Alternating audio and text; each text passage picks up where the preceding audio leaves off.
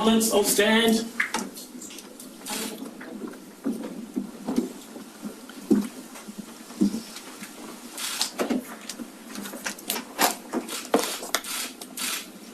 Please be seated.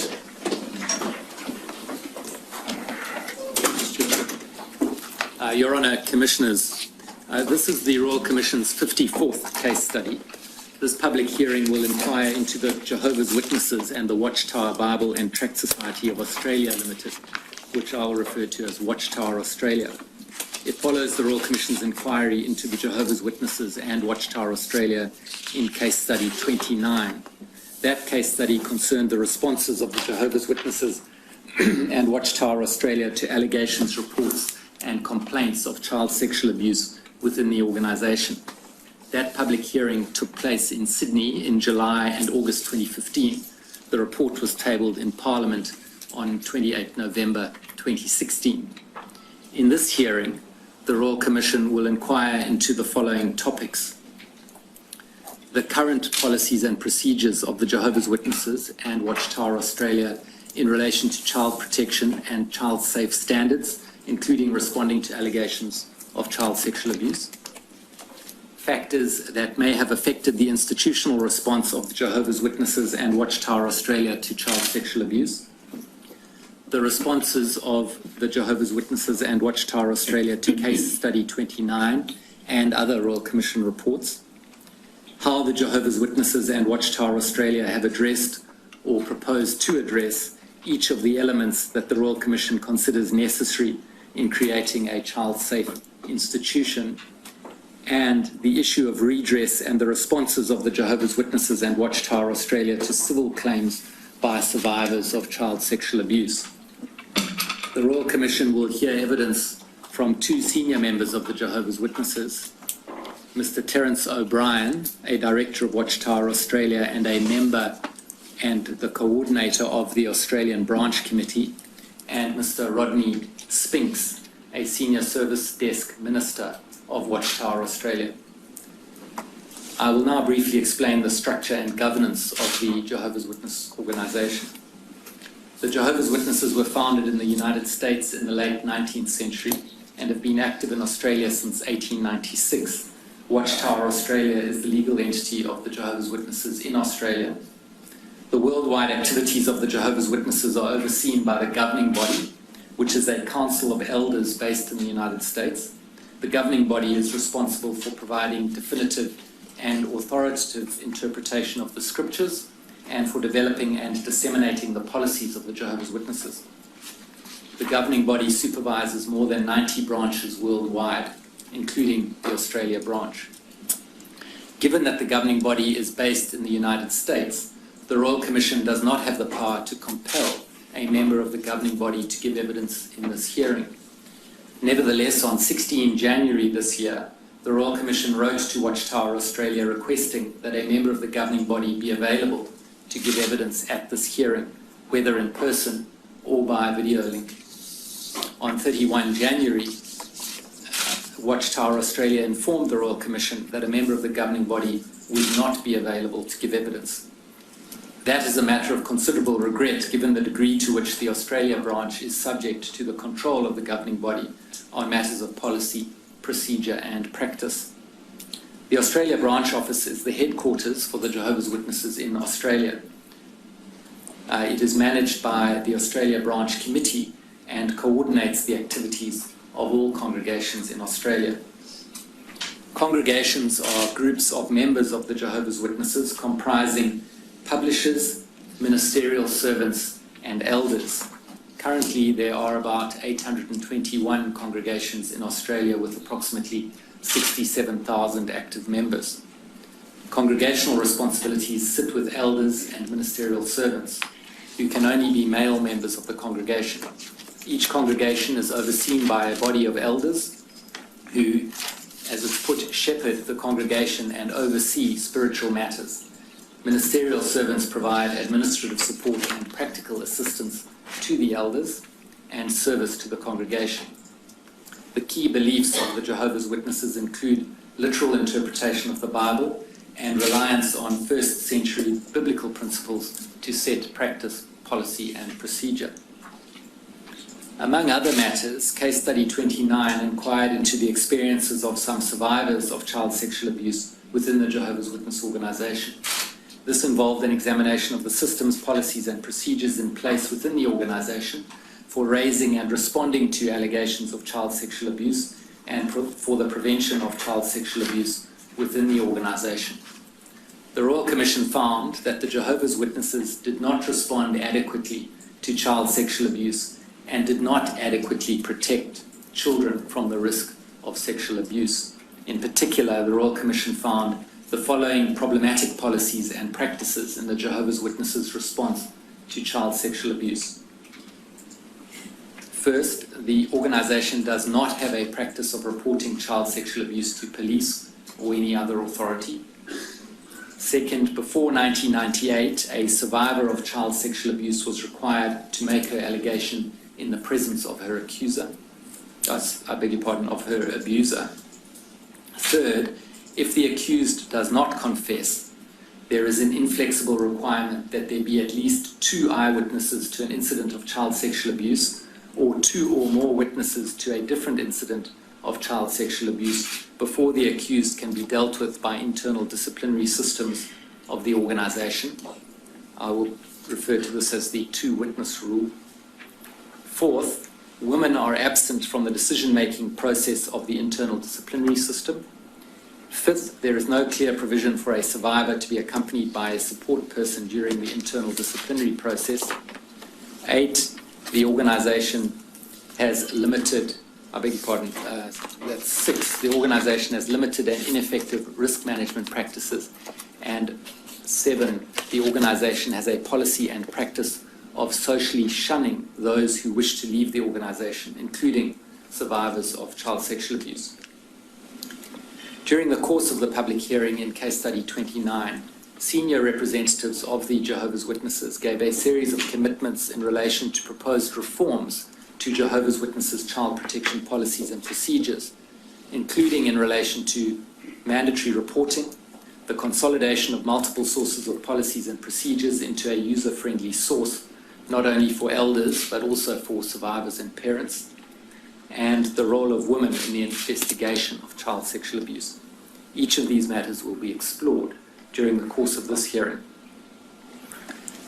This review hearing will examine the actions taken by the Jehovah's Witnesses in response to the findings, recommendations, and commitments made during case study 29. The Royal Commission is expected to hear evidence that the Jehovah's Witnesses learned from their participation in case study 29 that, quote, some of their policies and procedures on child sexual abuse were not correctly understood and needed to be better communicated to elders and members of the congregation, close quote. The Royal Commission will hear that in response to case study 29, the Jehovah's Witnesses have reviewed, clarified, refined, and consolidated their policies and procedures on child sexual abuse to ensure, as they put it, as far as possible, the safety of children as far as the Jehovah's Witnesses are able to do so is consistent with their Bible-based beliefs. The Royal Commission will hear evidence that since case study 29, the Jehovah's Witnesses have published 2 new documents which together outline how the organization is child safe. First, a letter from Watchtower Australia to all bodies of elders entitled Protecting Minors from Abuse, dated 1 August 2016, which, as the Royal Commission will hear, was sent in similar form to congregation elders worldwide to assist elders to respond to allegations of child sexual abuse. And secondly, Child Protection Guidelines for Branch Office Service Desks, which was sent to branch offices worldwide to promote compliance with the policies and procedures recorded in the letter of 1 August 2016. In addition, the Royal Commission is expected to hear that the Jehovah's Witnesses have published and distributed articles and videos to educate parents and children about the dangers of child sexual abuse and to promote child safety. This public hearing will examine the adequacies of these policies. The Royal Commission will hear that there is a difference in the level of policy detail communicated to service desks and elders as compared to the congregations. This week, Watchtower Australia furnished to the Royal Commission a document titled child safeguarding policy of Jehovah's Witnesses in Australia. It is understood to be a recently adopted policy for distribution to congregations in Australia. There will be evidence about this document. The Royal Commission is expected to hear evidence that the Jehovah's Witnesses believe there are no impediments to developing and implementing responses to most of the concerns in Case Study 29. Despite this evidence, the Royal Commission will hear that the Jehovah's Witnesses have failed to address many of the recommendations arising from Case Study 29. First, the Royal Commission recommended that the Jehovah's Witnesses' written policies should clearly state that a complainant of child sexual abuse is no longer required to confront the abuser, and that members of the organization should be informed of this right. The Royal Commission is expected to hear that although this policy has been amended accordingly, it has to date only been communicated in writing to elders and not to members of the Jehovah's Witnesses more generally. Secondly, the Royal Commission recommended that the Jehovah's Witnesses revise and modify their application of the two-witness rule in cases involving complaints of child sexual abuse. The Royal Commission is expected to hear that Jehovah's Witnesses consider that they are prohibited by Scripture from altering the application of the two-witness rule. Thirdly, the Royal Commission recommended that the Jehovah's Witnesses explore ways to involve women in the investigation and assessment of the credibility of allegations of child sexual abuse. The Royal Commission is expected to hear that the Jehovah's Witnesses restrict the participation of women to presenting allegations to elders and supporting the complainant. Fourthly, the Royal Commission recommended that the Jehovah's Witnesses formally document their stated policy of allowing survivors to have a support person present during the internal disciplinary process. The Royal Commission is expected to hear that the new guidelines for service desks provide that mature minors now have the right to have a non-parent adult present with them during an interview in the investigation of an allegation of child sexual abuse. However, the Royal Commission will hear that the policies remain silent as to the provision of support to younger survivors other than by a parent during the investigation stage and to any survivors appearing before a judicial hearing. Fifthly, the Royal Commission recommended that the Jehovah's Witnesses report to authorities all allegations of child sexual abuse where the complainant is a minor or there is an ongoing risk to children, and that they actively seek the consent of adult victims to report their alleged child sexual abuse to authorities. In Case Study 29, Watchtower Australia produced 5,000 documents comprising, among other things, case files relating to 1,006 alleged perpetrators of child sexual abuse dating back to 1950. Officers at the Royal Commission reviewed these case files, and as a result, the Royal Commission referred information in relation to 514 alleged perpetrators to police in accordance with its powers under Section P1 of the Royal Commissions Act of 1902. Of the remaining 492 alleged perpetrators identified in the case files, officers at the Royal Commission determined that there was either insufficient evidence in the case files to warrant referring matters to the police, or that the matters had already come to the attention of the police. The Jehovah's Witnesses will give evidence that they comply with mandatory reporting laws. The Royal Commission is expected to hear that the policies of the Jehovah's Witnesses now provide that the victim and her parents have the absolute right to report an allegation to the authorities. Further, the Royal Commission will hear that when responding to allegations of child sexual abuse, elders are required to inform the victim, or in the case of a child victim, his or her parents, that he or she has the absolute right to report the matter to the authorities, and that he or she will be supported by the elders in that decision.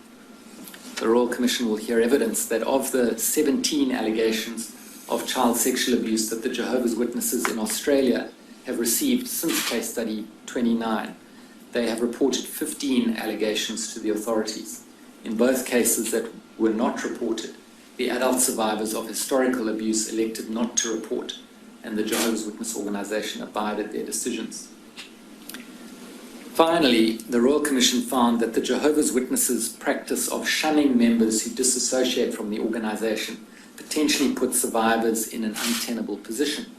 it is anticipated that the Royal Commission will hear that while it is not the Jehovah's Witnesses' policy to shun a victim of child sexual abuse, the organization has failed to address the particularly devastating practice of shunning survivors who disassociate from the organization because of their abuse. In July 2016, the Royal Commission published 10 elements which should be present in a child-safe organization, which I'll refer to as the child-safe elements.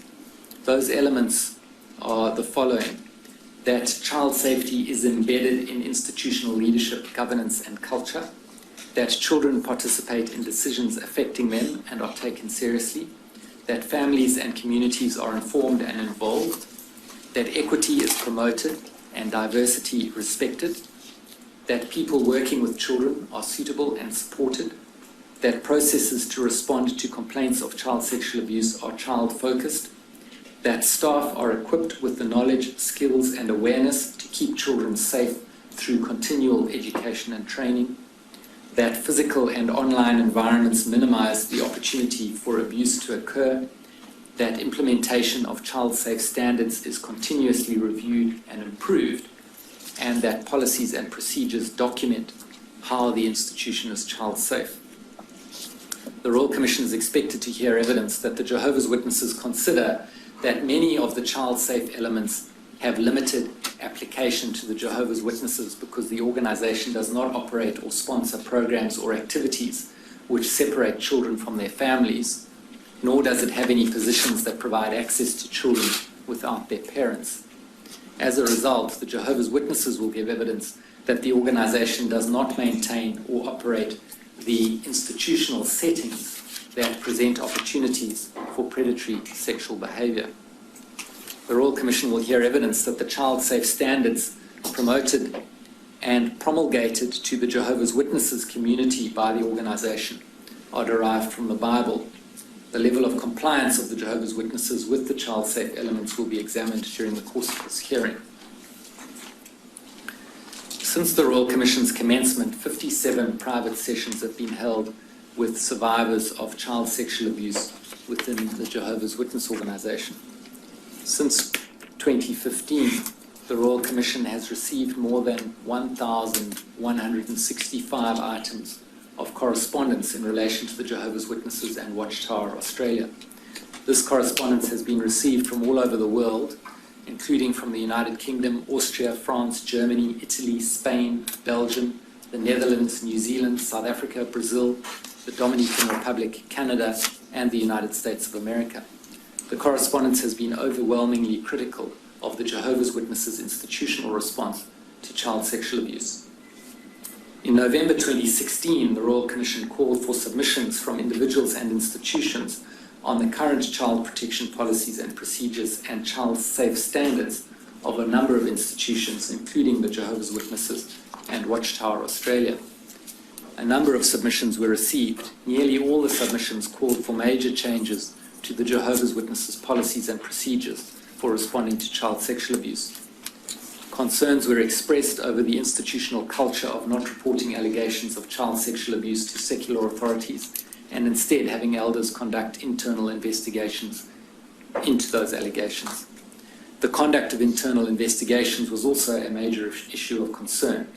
In particular, the most problematic policies and procedures of the Jehovah's Witnesses' internal disciplinary system were considered to be the following: survivors being required to confront their abusers, the application of the two-witness rule, women being absent from positions of authority, and the absence of clear provision for a survivor to have a support person. The practice of shunning anyone, including a victim of child sexual abuse, who wishes to leave the Jehovah's Witnesses was considered to be one of the most damaging practices. Great concern was also expressed over the practice of reproval, which allows a repentant perpetrator to remain within a congregation and consequently at risk of reoffending. The submissions also raised concerns that the Jehovah's Witnesses are yet to establish any redress scheme or communicate what processes and procedures apply to claims arising from child sexual abuse. These matters will be examined during the course of this hearing. During the public hearing in Case 29, Mr. O'Brien gave evidence that the Jehovah's Witnesses in Australia do not have a redress scheme for victims of child sexual abuse because at that time the organisation had never received a redress claim. Mr. O'Brien also gave evidence that he would recommend that the Jehovah's Witnesses implement their own redress scheme to care for victims of child sexual abuse. The Royal Commission will hear evidence that since case study 29, the Jehovah's Witnesses continue to handle redress for victims of child sexual abuse on a case-by-case basis. We are also expected to hear that the Australia branch office will consider the details of any national redress scheme that the government may propose to enact. In November 2016, the Commonwealth Government announced a Commonwealth redress scheme for survivors of child sexual abuse in institutional context. The approach that the Jehovah's Witnesses intend to take to the government's national scheme will be explored in this hearing. Thank you, Mr. Stewart. I think we might adjourn briefly while the cameras move, and then we'll come back and start the evidence. As Ross.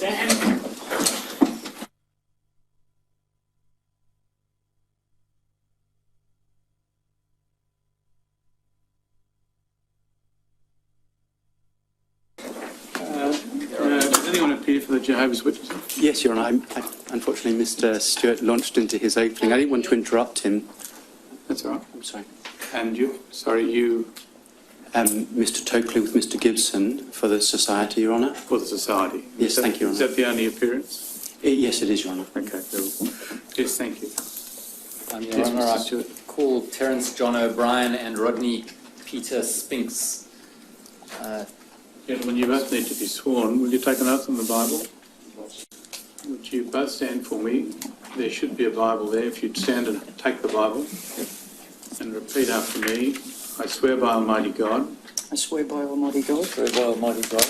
The evidence I shall give to this Royal Commission The evidence I shall give to this Royal Commission shall be the truth, shall be the truth, The truth, the whole truth, whole truth, and nothing but the truth. nothing but the truth.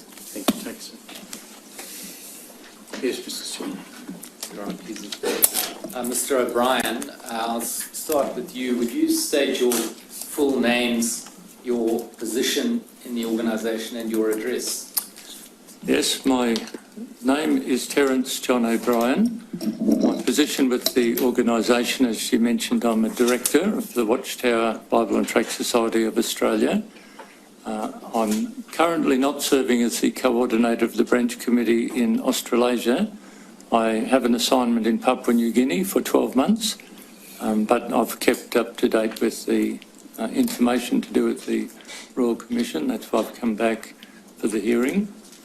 So presently I reside in the branch facilities in Port Moresby in Papua New Guinea.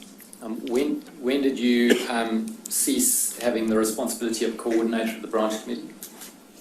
Beginning in October 2016. And who is the current coordinator? Name is Winston Payne. Thank you. And Mr. Spinks, I'm coming to you. Would you state your full names, your position in the organisation? Rodney Peter Spinks. I'm the Senior Service Desk Elder in the Service Department. And I take it that you're based at the Jehovah's Witness Bethel in New South Wales? That's correct. And Mr. O'Brien, that would be true of you as well. Oh, were you now in Papua New Guinea? Sorry. Yes, I'm here temporarily just for this 2 weeks, but otherwise in Papua New Guinea. Thank you. Mr. O'Brien, if I can refer you in the tender bundle to the document at tab 1, it's a response to the Royal Commission that's dated 3 January 2017, and it's signed by you. Are you familiar with that document? Yes. And is it true and correct? Yes.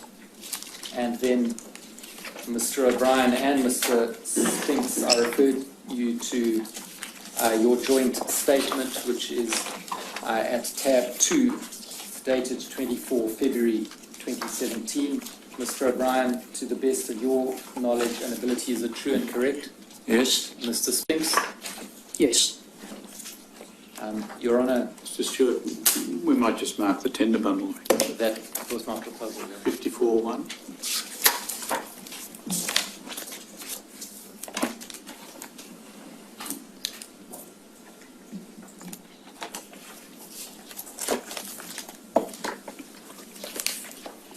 Now, Mr. O'Brien, I take it that following the hearing in case study 29, there was discussion at the branch committee level in relation to various sort of the points and issues that had arisen in the Royal Commission hearing. Is that right? Yes.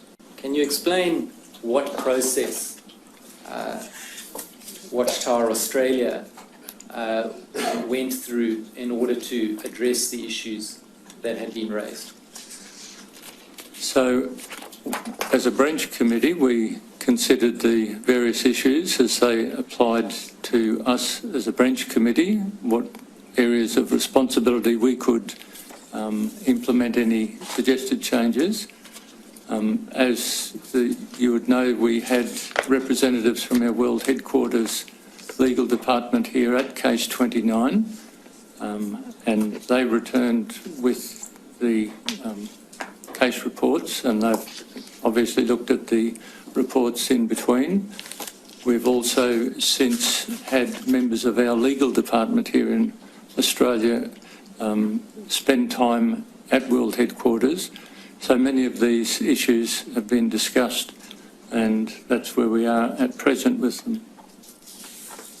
And was there consultation between the branch committee and world headquarters in relation to any of the issues? Yes, definitely. And in what way did that consultation take place? Well, first, as I mentioned, the two legal representatives who were here took back the information after conferring with the branch committee before leaving. Then we had members of our legal department over there in consultation.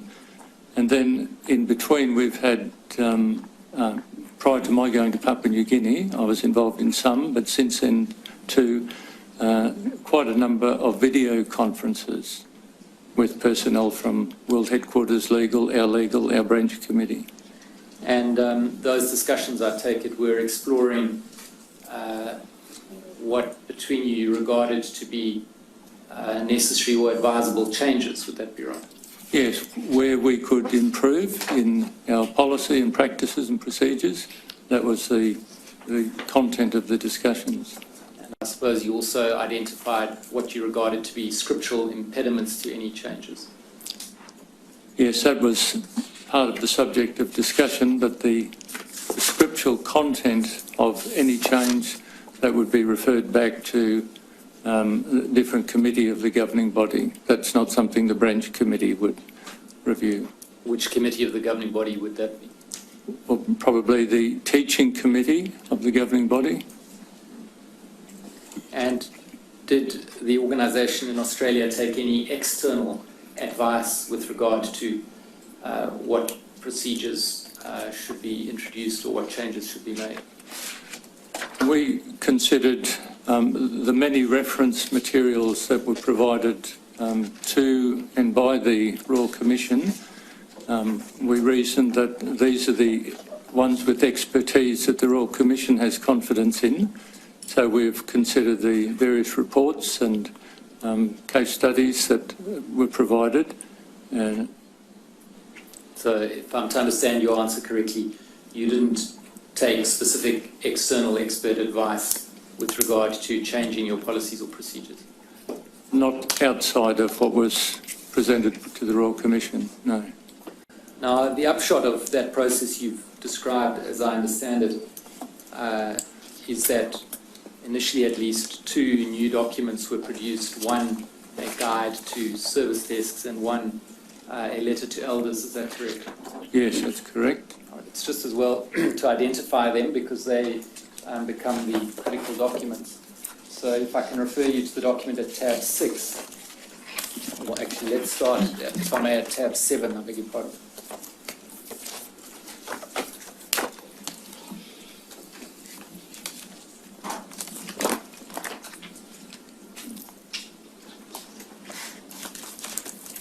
It will come up on the screen.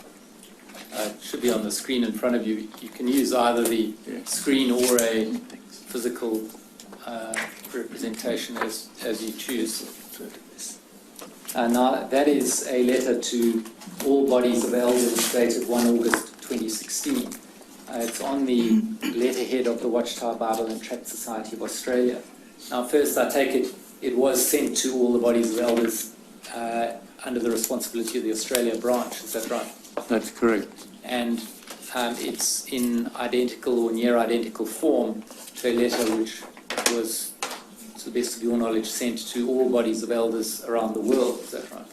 Yes, with obviously there would be some local adjustments depending on the legal aspects of different branch territories. And so this letter was specifically authorised by the world headquarters. Is that right? Yes. And then the other document at tab 6 is the Child Protection Guidelines for Branch Office Service Desks, and it's referred to as the S66 document. Is that right? That's correct. And that, as I understand it, was sent to particular officers at service desks of branch offices around the world. Is that right? As I understand, yes. Yes. So, if I understand this correctly, neither of these two documents go to ordinary congregants of the Jehovah's Witnesses. Is that correct? No, they have a particular audience. So the branch guidelines were prepared specifically to assist service desks at branches in knowing how to respond to elders who would call in for direction. The letter to the bodies of elders was provided for that audience, specifically for elders, so they would know what their obligations were, how to best handle any accusations of child abuse and consequent shepherding of the victims. Now, I'll come in a moment to the document dated 7 March 2017, in other words, just a bit earlier this week. But leaving that document, that very recent document, to one side, is it the case then that insofar as the organisational response to allegations of child sexual abuse is concerned, ordinary congregants who are not elders and not deskmen, as they refer to as the service desk, would have regard to the publication organised to do Jehovah's will to find the organisational response?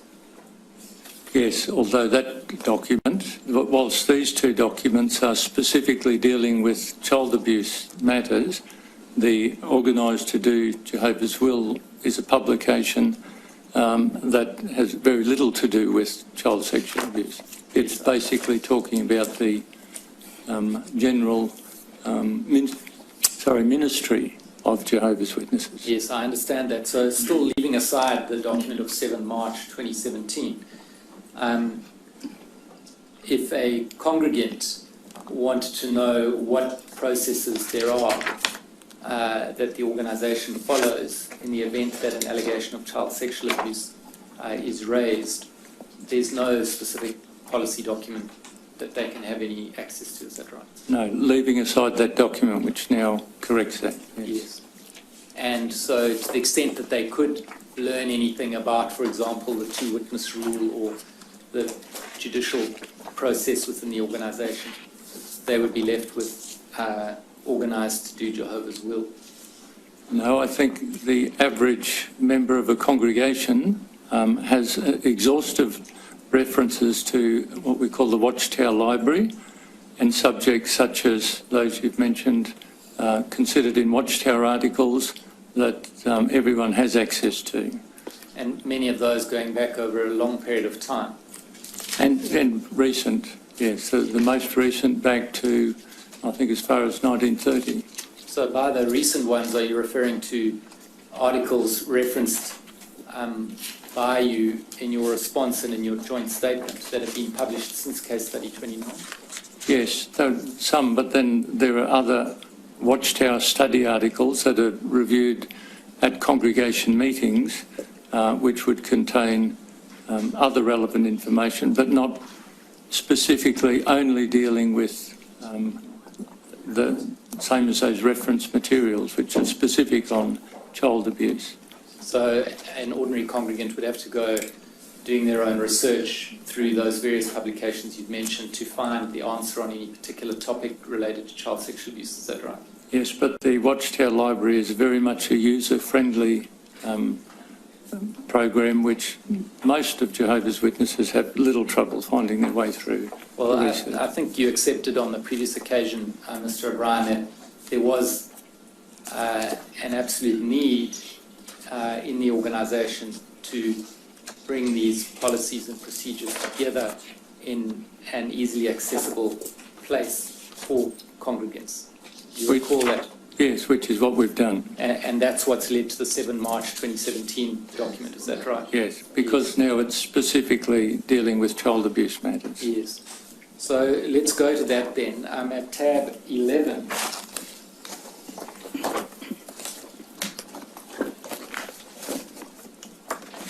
There's a letter from the solicitors. Perhaps there isn't. In any event, that's the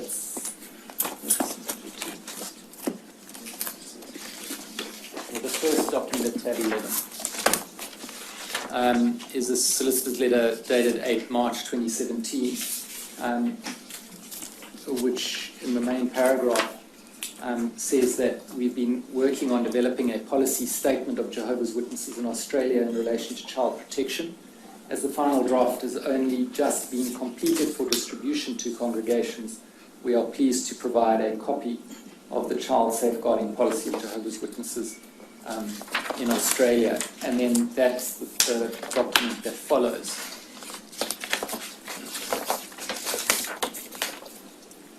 Now, firstly, in relation to this document, has it yet been published or made available to congregants generally in Australia?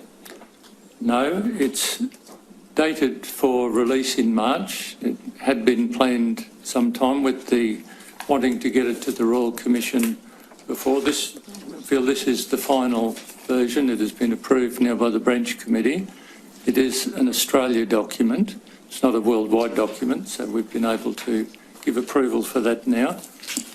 So we anticipate in the next week or so it will now be made available to congregations throughout Australia. And when you say you got approval for it, that's from the world headquarters or the governing body, is that right? Yeah, a draft was obviously sent to the Coordinators Committee who look after legal matters for the worldwide field. But the Australia document here gained final approval by the Branch Committee for release. When was it adopted by the Branch Committee? Just this last week we've given the final version, the one that you have here. Do you mean this week or do you mean last week?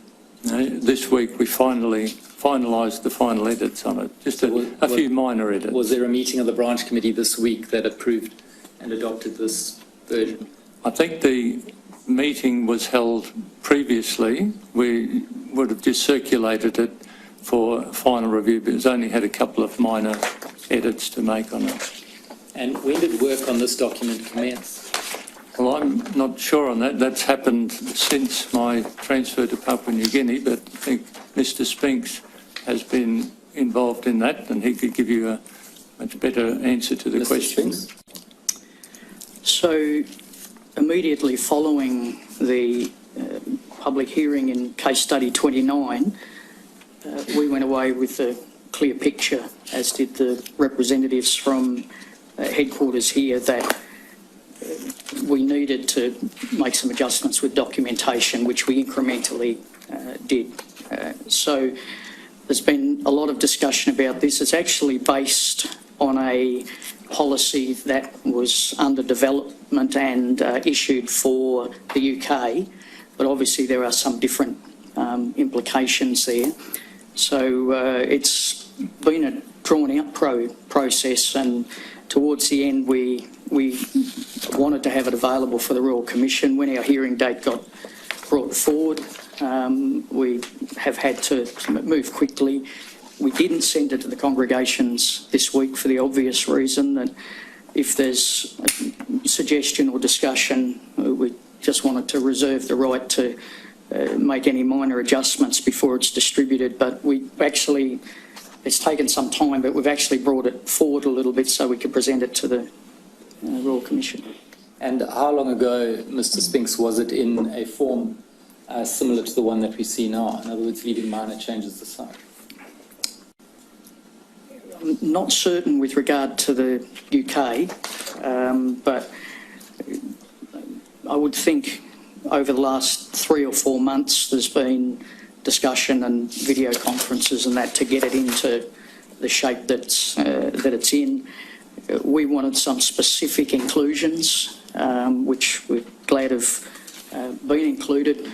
We've referred to it as a living document that we want to make whatever adjustments need to be made to it, further adjustments if necessary, so that it's applicable for Australia. Back to you, Mr. O'Brien. Is there any plan, to your knowledge, to revise, organise to do Jehovah's will, at least in relation to policies and procedures responding to child sexual abuse?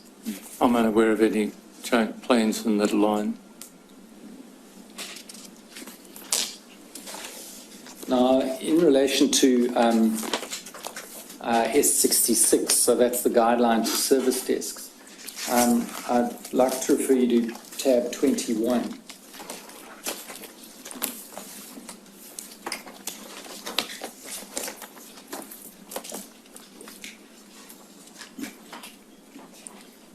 Now, this, if I understand how to read it correctly, in the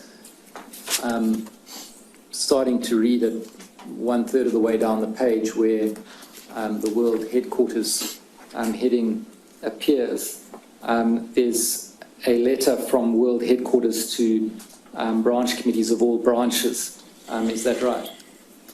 That's correct. And then above that, there are 2 other entries. Can you just explain what those are and the time sequence in which they occur? Yes, that's a standard way we respond. So the initial letter that you referred to there from World Headquarters to all branches is the first mailing. Then if there's a brief response, not requiring a second letter as a response, then the letter note, we refer to that as above, is provided. And then if there's another brief response, which is the top one, is another response to that. Right, so one reads these in reverse order like email chains, is that right? Yeah, that's correct. And now in the letter itself, and the second bullet point, you'll see it says that the letter of 1 August 2016, so that's the document we looked at earlier at tab 6, or 7 rather, will replace the letter dated October 1, 2012 to all bodies of elders. So I take it that's right, it replaces that earlier letter. That's correct, yeah. So as of the date of the 1 August 2016 letter, the 1 October 2012 letter no longer applies. That's true. Right. And in the main paragraph in that letter, I don't intend reading it, but you'll see that much emphasis is placed on the confidentiality of the S66 document, and it says as to who specifically it can be given to, including that it's not to be given to service desk secretaries. Now, can you just explain what is the, I know this instruction didn't come from you, it came from World Headquarters, but I'm hoping you can assist us. What's the secrecy or confidentiality concern with regard to this guide to service desks? Once again, I could defer to Mr. Spinks, who'll give you a more accurate answer than what I'd be able to. He works in the service desk. Yes, Mr. Spinks.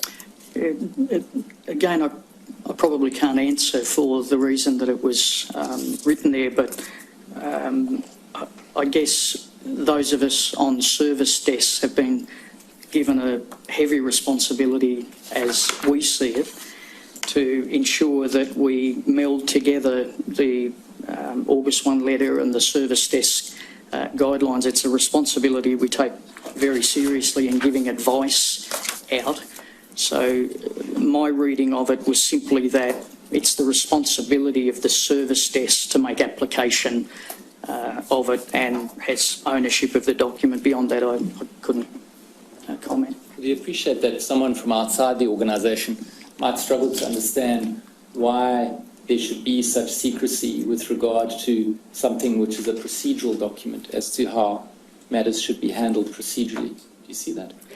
I recognise that, and this came up in the earlier public hearing, that there's no doubt that some of our correspondence, it's well understood by the audience it's intended for, but read from a critical perspective, and we appreciate that, that it could be seen that way.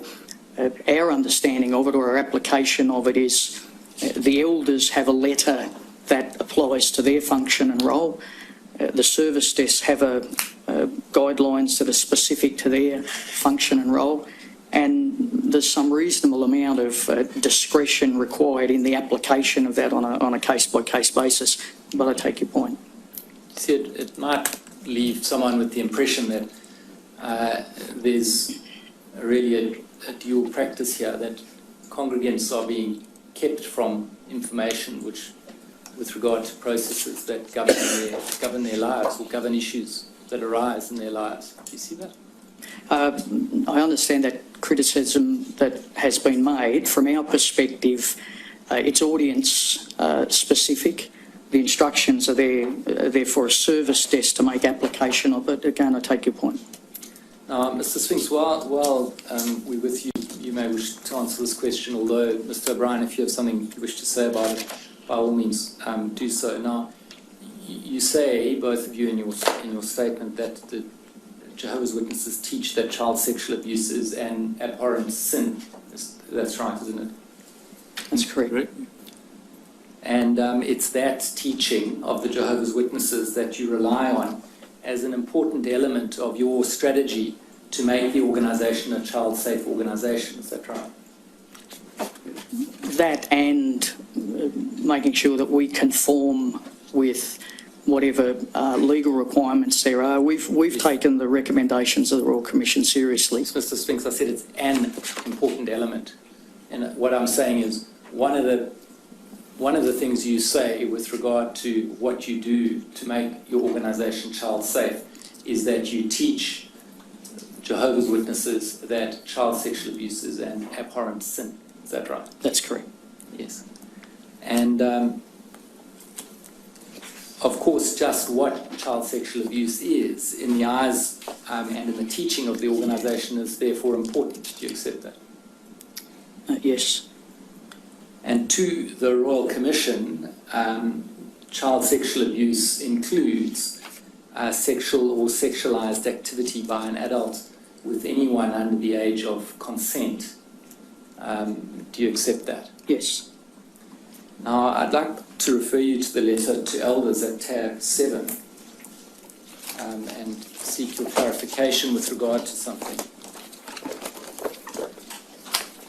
In particular, if on page 2 you would look at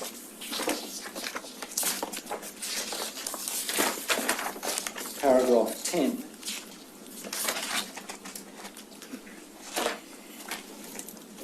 which is headed Congregation Considerations,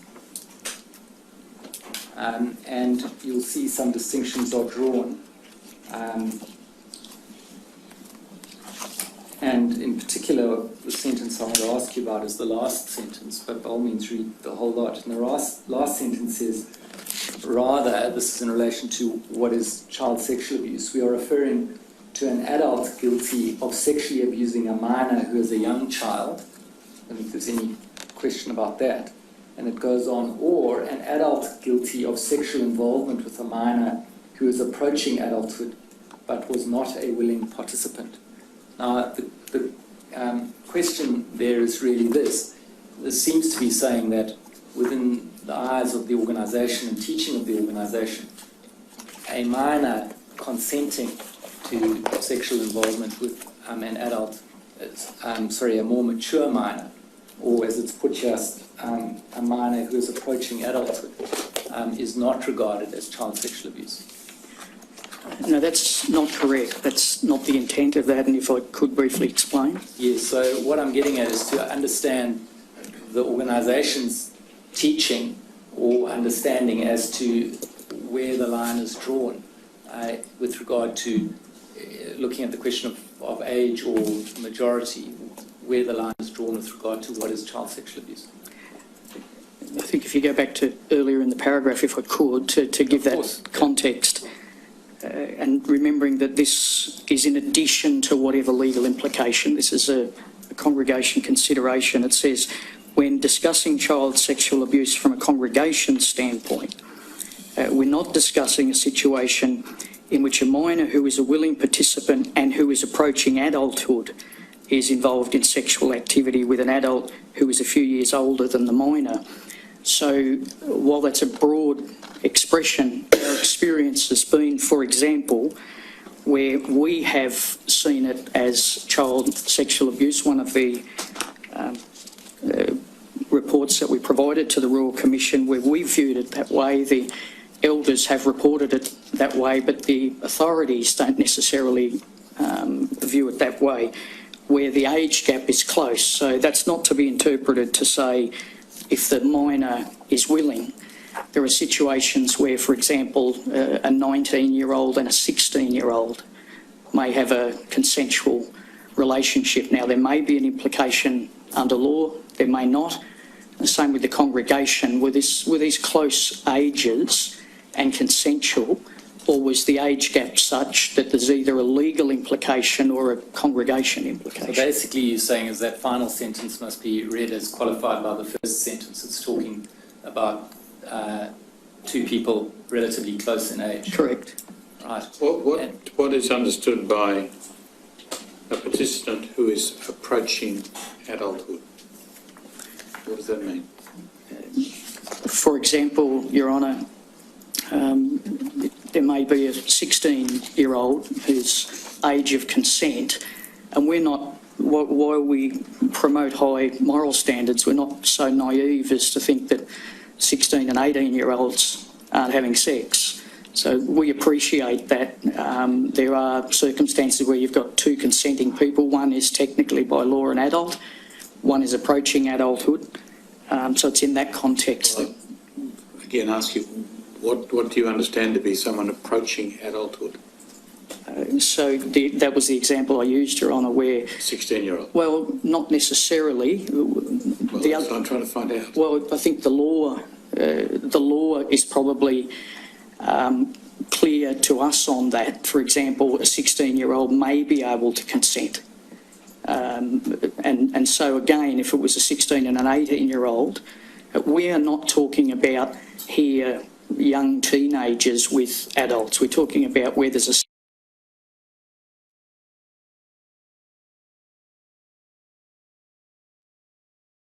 similar age. I understand what you're talking about. I'm still trying to find out what you understand to be a participant approaching adulthood. It would always be someone of a close age to 18, Your Honour. That's our understanding. You know, that's how we view it, taking into account the whatever legal implications there are too. So it wouldn't include a 16-year-old in your understanding? I did mention the example that the law would permit a 16-year-old in some states to have sex with an 18-year-old. We're not going to necessarily view it differently if they're of if it's a consensual relationship between a 16-year-old and an 18-year-old. Well, let's test it further. What about a 15-year-old? I think in most cases the law would have an implication there as well that we would take into account. And each situation we would get legal advice, but also make a determination: is this two young people of a similar age that have a consensual relationship, or is one using his, for example, authority or older age to take advantage of the younger person? Well, the difficulty, Mr. Spence, that you face, isn't it, is that according to your teachings, the Bible doesn't specify an age as to when one reaches adulthood. That's correct. And I suppose in ancient times, and you'll correct me if I'm wrong, it may have been at the time that the scriptures were written that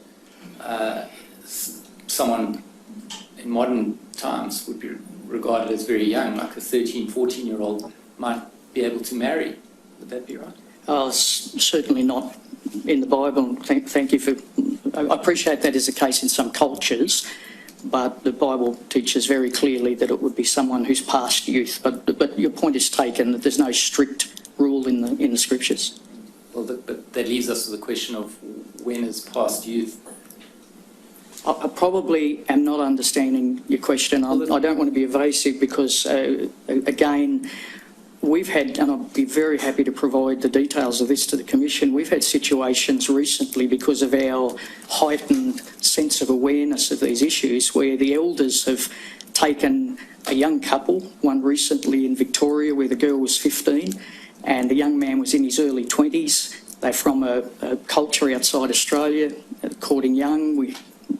They were obligated under law to go to the police. The elders went with the family to interpret, and the police said in that instance that they didn't view it as a sexual assault of the minor. So there are complications. From a congregation point of view, we probably have a stricter view than the law.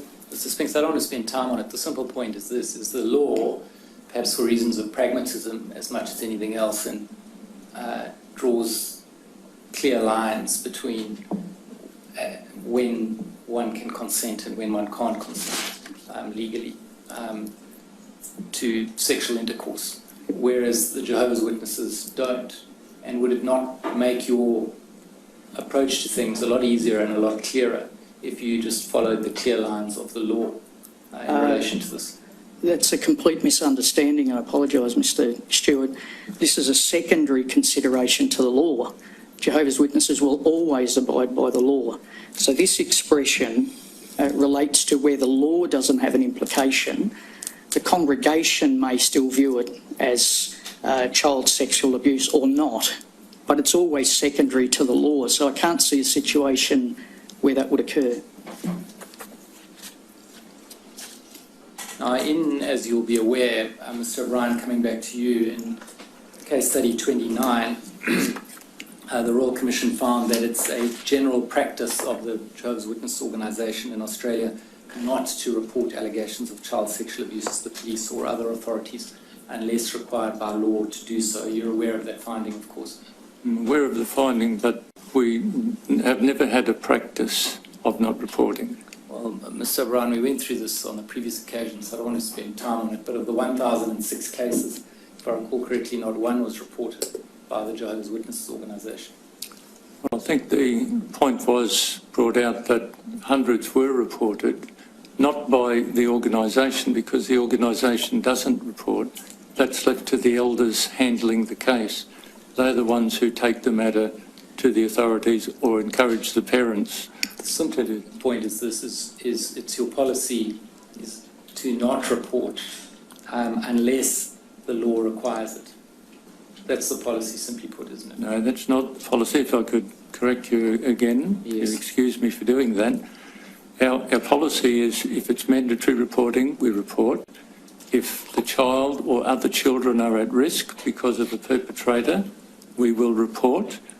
And thirdly, we will always inform the parents, or if it's an adult survivor, that they have the absolute right to report. So to suggest we have a policy of not reporting is quite inaccurate. Well, you've qualified it in one respect then. You said you have a policy to not report unless you assess that a child is at risk of harm. So we, referring to the elders in the congregation, not the organisation, and keeping in mind that even if there is no risk and it's not mandatory reporting, we still inform the parent or the survivor, if it's an adult, they have the absolute right to report, and we will support them if they do that. Yes, but that's then a case of them reporting, not the elders or the organisation reporting, not so. No, because the law allows it. In relation to reporting where there's an assessment of harm, can you identify, just for ease of reference, where in the 3 documents that's reflected? Yeah, again, if I could refer that Yes, to of Mr. course. Spinks, he's more expertise on that. Sure. If I could just momentarily.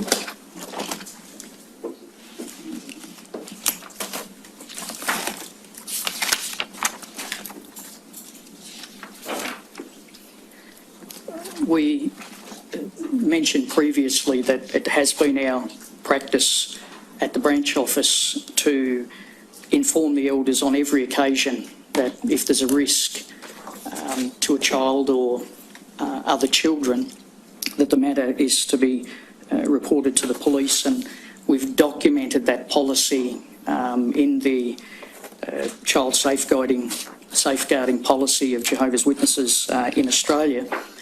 But it's also been documented by the legal department and by the service department in each case where we get a report that the elders and subsequently the parents are informed of that. And Yes, I understand, Mr. Spinks. I'm just asking you to assist to identify where in these documents that guide the service desk, that guide the elders and that guide the congregation, those are the three documents we're looking at. Sure. Where that's recorded. So firstly, if I could, if you just give me a moment, thank you. Yep.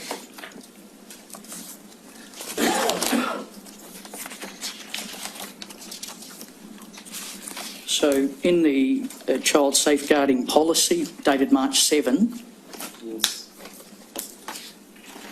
So that's the one at tab 11, yes?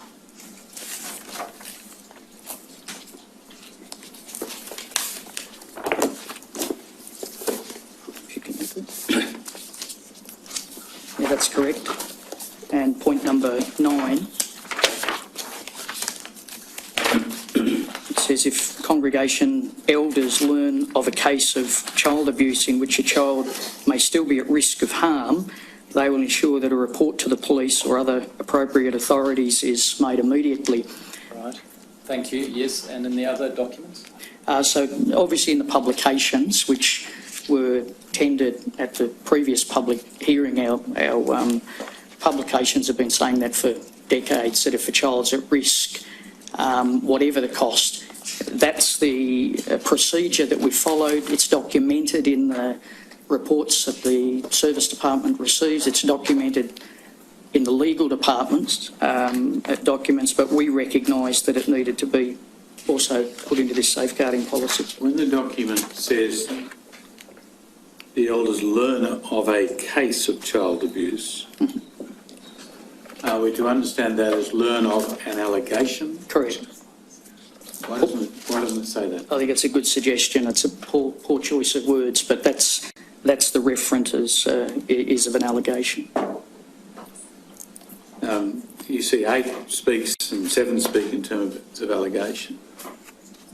There was no intention to have a different meaning, was there?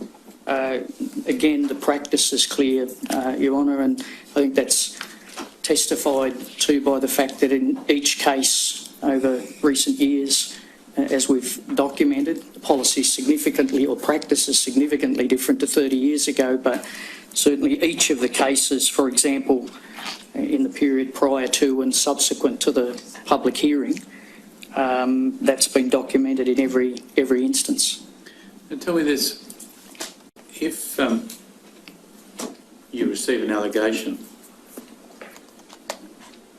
of abuse and you initiate your processes, but you don't get a confession,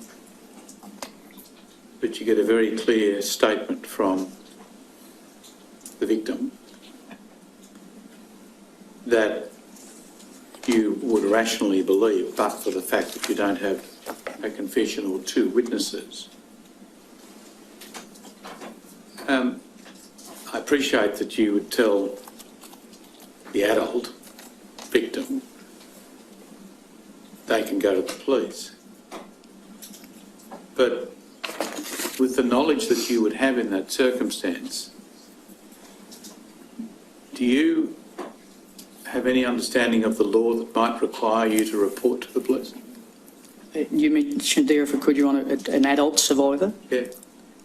Yes, and in every instance, and there was discussion, Your Honour, as you recall, in relation to 316 in New South Wales, and which has been extensively considered.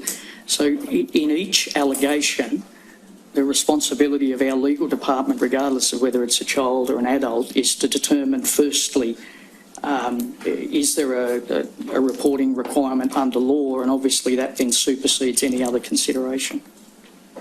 So in the circumstance I put to you, you would tell the police? You mentioned an adult survivor, so I just may be confused. Yeah, an adult survivor who comes to you and says, I've been abused, and it's pretty clear, but for the fact that you don't have a second witness, that this person's telling you the truth. Your Honour, at the Commission, in the publications, Your Honour himself has said that some individuals, adults, choose not to report and recognise that... No. What obligation do you think you have under law in that circumstance? With an adult survivor, to comply with whatever mandatory reporting requirement there is, Your Honour, whether that be a specific mandatory reporting requirement or a 316 or similar. We're absolutely obligated to comply with that. And you would comply with it? Absolutely. Well, I'll come to the legal guidelines shortly, but just getting back to this point. So you've identified in paragraph 9 of this 7 March document, but the fact of the matter is that, isn't it, and by all means I'm asking the question so you can show me if I've misread it or overlooked it. The other 2 documents, the one that guides service desks and the one that guides elders, don't have any statement to this effect. In other words, that a report should be made to the authorities if a child is considered to be at harm or at risk. That's not clear, as clearly stated in those. It's not clearly stated in those documents. It's a valid point, and our reason for wanting it included in this one, and in fact, just in the last 2 weeks in a video conference, I raised the very same issue. You know, why have we all agreed to put it in the public document, which is great, but we need to retrospectively use the same expression in those 2 letters, and that absolutely has to happen. Well, it's more than just a valid point. I mean, it's a very critical point, isn't it, that the policy which guides the service desk and the elders in the organisation in Australia is to not report to the authorities unless required to do so. I accept the caveat to encourage people to report or tell them they have a right to report themselves. I accept that caveat, but it's actually not a caveat that applies. The other one that Mr. O'Brien added, which was also if the child is at risk of harm. That's incorrect. It's correct that it's not in the document, but the evidence, and we're happy to make that available to you, Mr. Stewart, the evidence shows that our practice has been to make that assessment in every situation. Well, that may be the practice. My point is in relation to the policy, and it's not stated, and you would agree it should be revisited and addressed. I've already raised it myself. I absolutely agree. And in fact, the Royal Commission recommended, as you'll be aware, that the organisation should always report allegations of child sexual abuse to authorities where the complainant is still a minor at the time that the abuse comes to the attention of the organisation, or where there are others who may still be at risk at the hands of the alleged abuser.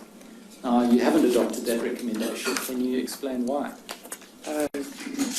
We have, with respect, Mr. Stewart, again, if it's documentation, that may be the case, but you're aware that each of the incidents that have been reported to us, whatever the seriousness of it, since the public hearing, have been reported to the police for the very reason that you raise. Well, Mr. Spinks, the best evidence of what the policies are of the organisation is to look at the policy documents. And if it's not there, then it's not the policy. Wouldn't that be right?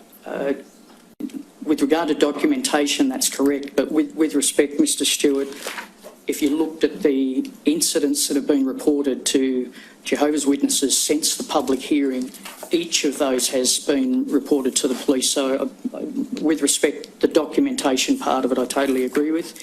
and have made that recommendation myself. And Mr. Spinks, while the documents now make it clear that survivors or their parents should be told that they have, as it's put, an absolute right to report, it's not the policy to actually encourage them to report, is it? I think that's, again, not correct, because as the reports on each matter that's been reported to us since the public hearing, both the legal department and the service department use the same expression that it is their absolute right to report, and the elders will fully support you in doing that. Mr. O'Brien, I think the point that's being made is that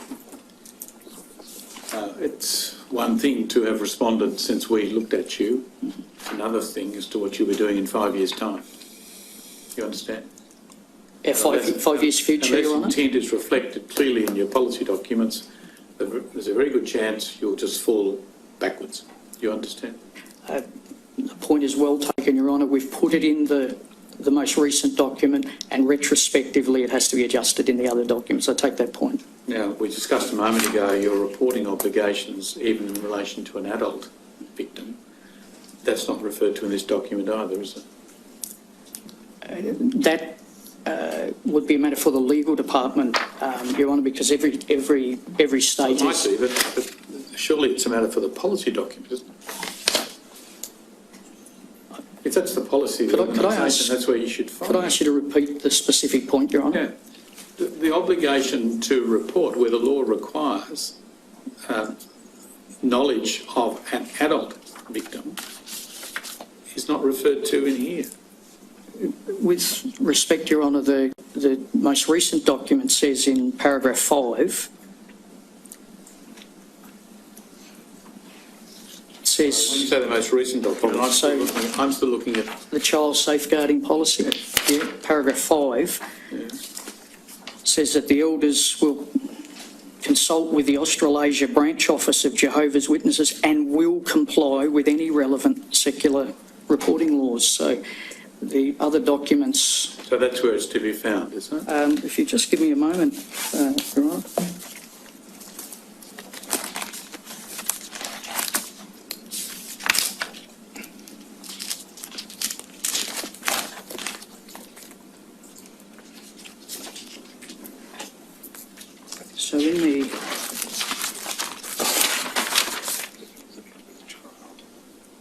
So in the August 1, 2016 letter protecting minors from abuse, the letter to elders, Tab 7. Yeah. paragraph 5 says legal considerations in some jurisdictions.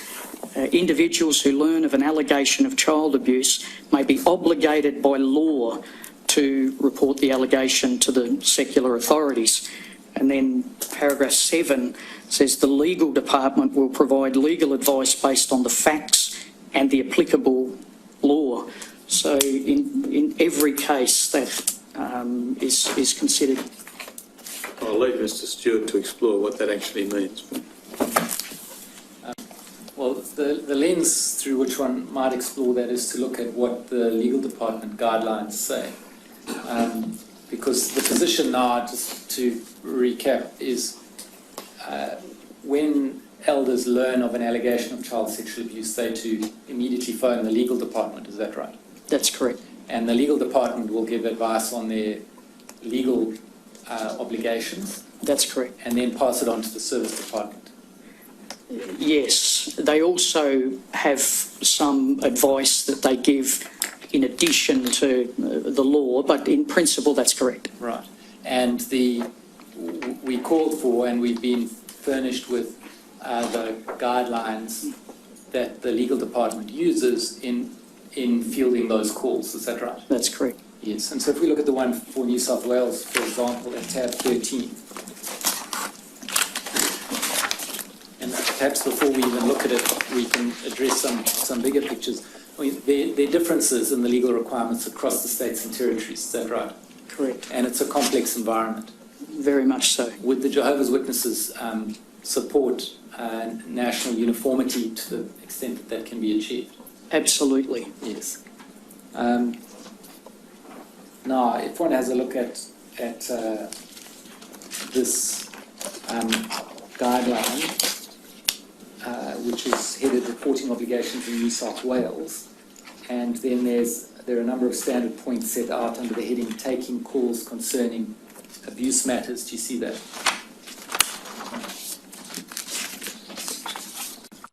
Yes. And as I understand it, those are general points set to apply across the states and territories, and then the more specific provisions are dealt with on the next page. Would that be right? That appears to be correct, yes.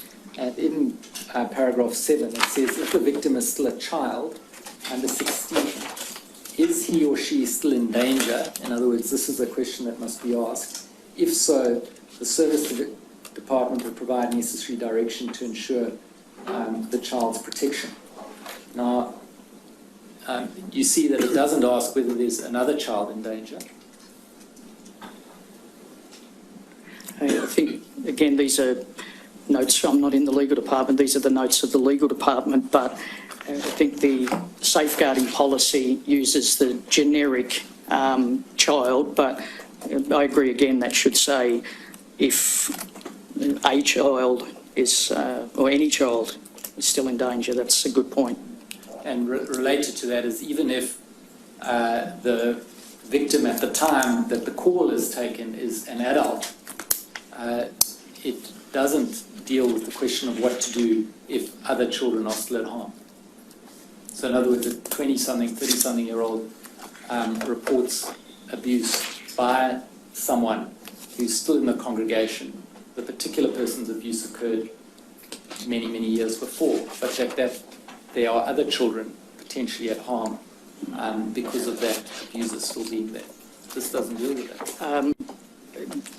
You'd have to excuse my ignorance. I'm not a lawyer, Mr. Stewart, but does the Act that supports this advice make that point? I'm not certain. This is only the legal advice is the point I'm making. You're effectively making the point, which is this, is why do you legalise it all the time and rely always on what the law provides? Why do you as an organisation just not adopt the policy, as many other organisations do, of reporting as a matter of course if there are still children who might be in harm's way? Again, with respect, Mr.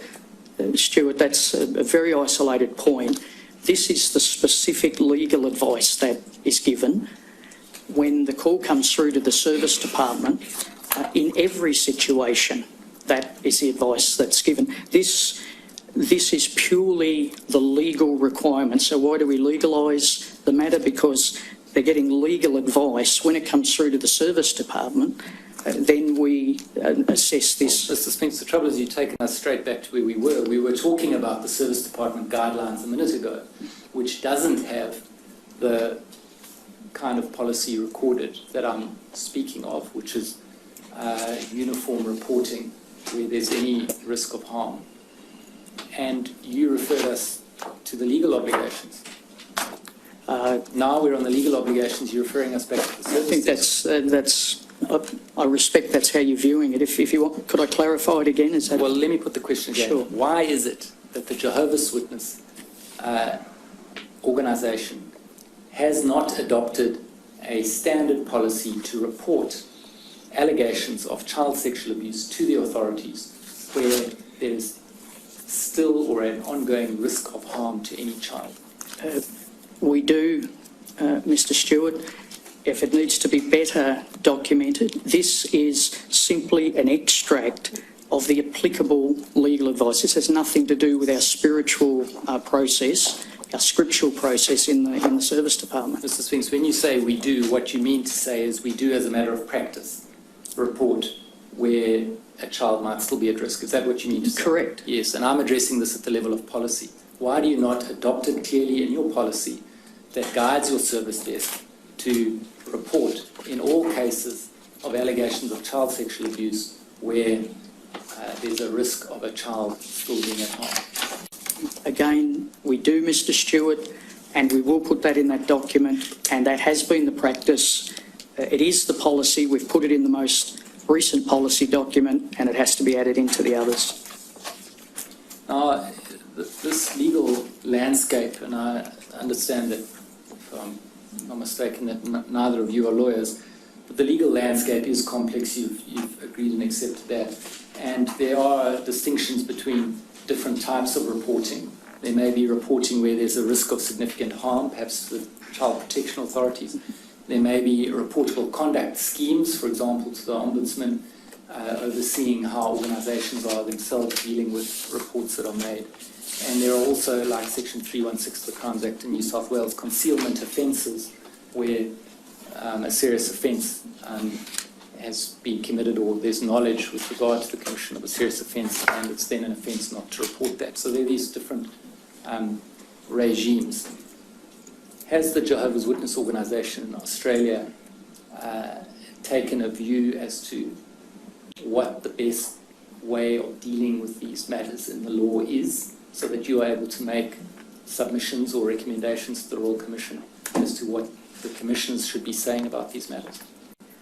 I think all along we have said that we would totally support a simplified mandatory reporting scheme that is uncomplicated for all organisations. We've repeatedly said that, and that is still our position. And beyond that, you haven't looked at these different possibilities of that I've mentioned to you. I think we've made the point, if I could repeat what Mr O'Brien said earlier, we comply with mandatory reporting requirements, whether that's a specific one or there's an implication under law. I believe the folder that we provided for the tender bundle, we've simply got the summation sheets here, but the legal department obviously has the various acts and laws which have understandably not included. But we completely comply with mandatory reporting. We will report if there's a child or children at risk, and in the absence of that, anyone has the right to... I'm sorry, you're misunderstanding me. I'm only asking you as to what assistance you can give to the commissioners as to, in their deliberations, in making recommendations as to what the law should be. And am I to understand you correctly, beyond saying it should be national, uniform and simple, you don't have anything more to say on that? I should come back to my first and most accurate statement. That was, I'm not a lawyer, but we would love to have our legal department, who would be better qualified to do that, to provide our observations if that's the wish of the Commission. Now, just in relation to the specific legal advice, there are various errors that occur in these documents. I'll just take you to two to demonstrate them and then leave you with, hopefully you'll agree, with an acceptance that they need to be looked at again. If we go to tab 14, which is headed Reporting Obligations in Queensland.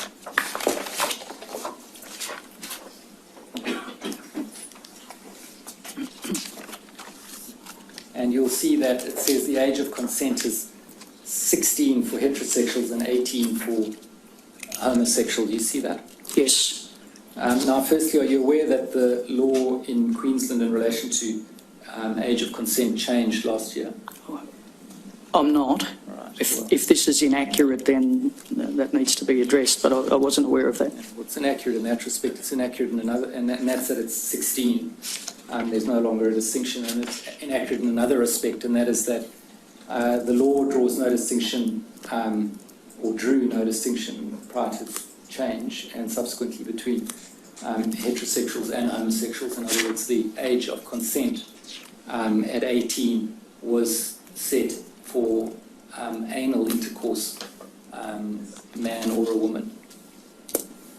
You're not aware of that? No, obviously, I see there's a reference there, Mr Stewart. The criminal code is not attached, but I wouldn't be able to interpret it anyway. But if that's incorrect, then I'm happy to report that back and have that adjusted.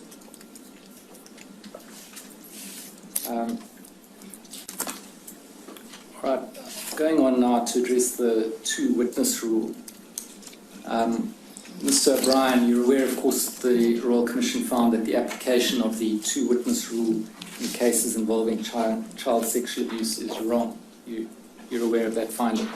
Yes, I'm aware of the finding. And the recommendation that the Jehovah's Witness organisation should revise and modify its application of the two-witness rule, at least in cases involving complaints of child sexual abuse. You're aware of that recommendation? Yes, I'm aware. And I take it that that finding and that recommendation were the subject of the discussions you referred to earlier in the organisation with regard to its response to the Royal Commission. Yes, so we considered the implications of that finding. And your response is to say that the two-witness rule is required by the scriptures and can't be changed or avoided. Is that correct? That's correct. That's our stand. And, Your Honour, I'm not sure what Your Honour's intention with regard to... How much longer will you be? Well, I'll take us till 1 o'clock, Your Honour. Well, we better take the morning adjournment now. We'll take that adjournment now.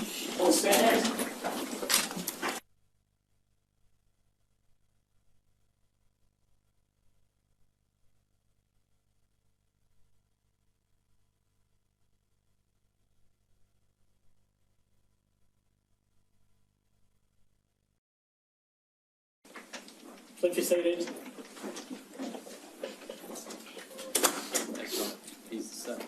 Mr. O'Brien, or indeed Mr. Spinks, if you wish to answer.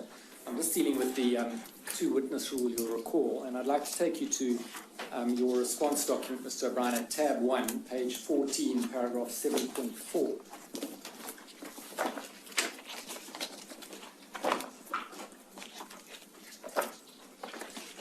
Where you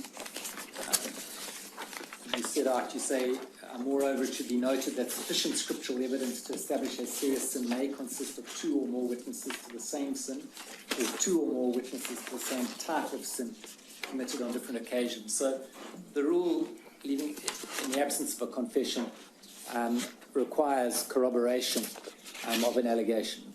Is that right? That's correct scripturally. Yes, and a particular type of corroboration being another witness, or, as it's put here, another witness to a different occasion of a similar type of sin. Is that right? That's how I understand it, yes. And then you go on and you say, on this basis, the scriptural rule of evidence as applied by Jehovah's Witnesses is already in harmony with the model bill, evidence, tendency, and coincidence model provisions by admitting tendency or coincidence evidence when establishing sin in their ecclesiastical proceedings. Now, leaving aside the admission of evidence, let's just deal with this question of corroboration.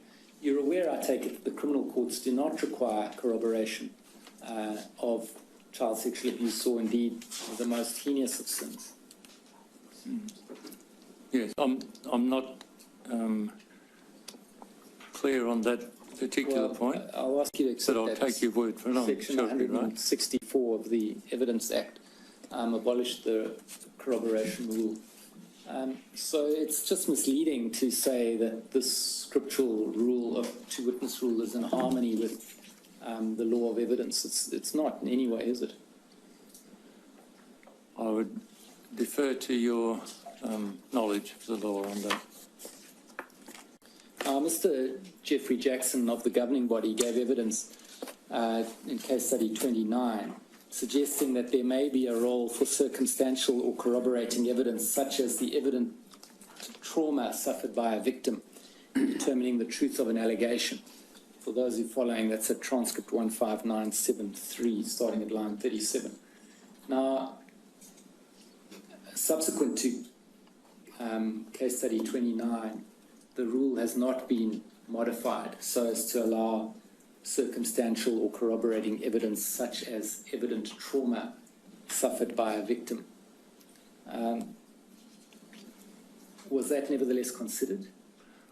I'm sure Mr. Jackson would have taken that back to for consideration in the United States, but I'm not aware of discussions on the particular point. So we too deduce, I take it, that he was wrong in saying that there may be a role for such evidence, that it turned out there isn't a role for such evidence. Is that right? I couldn't answer that. on behalf of Mr Jackson, sorry.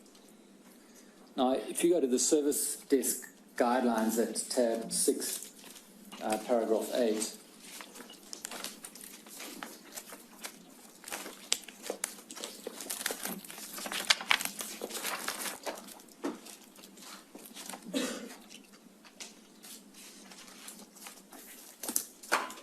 you'll see there it says there, for an accusation of serious wrongdoing to be established from a scriptural standpoint, there must be sufficient scriptural evidence, either a confession or testimony from 2 credible witnesses. Now, you'll accept, of course, that what's not included in the statement of the rule there is the additional component to it, which you speak to, which is admissibility of another witness to a separate incident of the same type of wrongdoing. So that would be understood, that our policy on 2 witnesses. So one has a statement here to guide the service desk, but it doesn't state the second component to the rule. If I could, Mr. Yes, Stewart. Mr. Spinks. Without looking it up there, but paragraph 8 references KS10, which is the Elders Shepherding Manual, and those paragraphs referred to there specifically state those points. So confession. Well, yes, I'm aware of that, but so it's there, but one has to go to another document to find it. Is that your point? I think if I could, by way of example, again, it's about audience, Mr. Stewart, the service desks know that KS10 well, so we understand that somebody else looking in would say that's the case, but if I could, by way of example, I've done my best to read almost every issue paper and report from the Royal Commission, and hundreds of hours of wading through, and there's invariably a executive summary. Now, I'm not using this as a direct parallel, but this is simply an outline, an overview. The extracts of all those publications are not put in there, but that reference, could I refer to it in the KS10? Yes, well, I've got it here. It's at tab 9, ringtail 75 at the foot of the page. It states what we've just spoken about. If there are 2 or 3 witnesses to the same kind of wrongdoing, but each one is witness to a separate incident, the elders can consider their testimony. That's what you're referring to? Correct. Yes. Well, where you refer to this in your joint statement, let me take you to that. Tab 2, paragraph 26.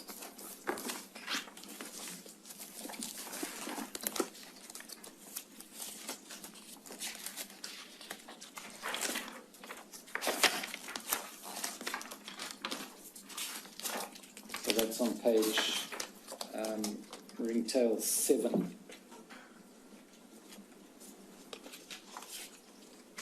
Paragraph 26, the second sentence, however, in the absence of a confession of more than one witness to a single incident, the scriptural rule of evidence establishes and allows the admissibility of another witness to a separate instance of the same wrongdoing. And you see you have footnote 15 there, and it references 3 different documents. Do you see that? Yes. And the third of those documents, which is the one which has ringtail WAT 0001 004 0068 at paragraph 11. I beg your pardon. The middle of those documents is the KS10, the Shepherd book. Correct. Correct. At the paragraph we were looking at a minute ago, paragraph Correct. 37. Yes. But the first of those documents is a 1991 document. Pay attention to yourselves and all the flock. Is that right? But I have no reason to doubt that. I haven't got that. And the 1991 document is of the nature of a document that goes to all the congregations, all the congregants. Is that right? I'd need to see the document. I have no reason to question what you're saying. You'll but I'm be not familiar with the document. It's the 1991. Pay attention to yourselves and all the flock. I am familiar with that publication. So is that for elders or for congregants? For elders. For elders, right. And the current elders document is the Shepherd document 2010, not so? Correct. So the 1991 document you reference is an out-of-date document? That was superseded. The Shepherd manual superseded. That was a previous version. Yes. So in January, I beg your pardon, February the 24th, when you sign the statement, you give an old superseded reference. Followed by the current reference, and I believe the purpose at the time was to show a consistent process there. I think if you put the two together, you'll find it similar, but I don't have it in front of me. And the third reference you give is the 1 October 2012 letter, which was replaced by the 1 August 2016 letter. Correct. And the August 2016 letter doesn't state this rule in this fashion. You see, Mr. Spinks, we're back to where we were in case study 29, of really struggling with just what the position is, because there's so many different conflicting documents, and we're given documents which have been superseded as authority for what's said to be current policy. Well, Mr. Stewart, that's just incorrect. Well, please Let me take you why. back to paragraph 8 again, if I could. Paragraph 8 of what? Of the guidelines for service desks? Yes. That's tab 6.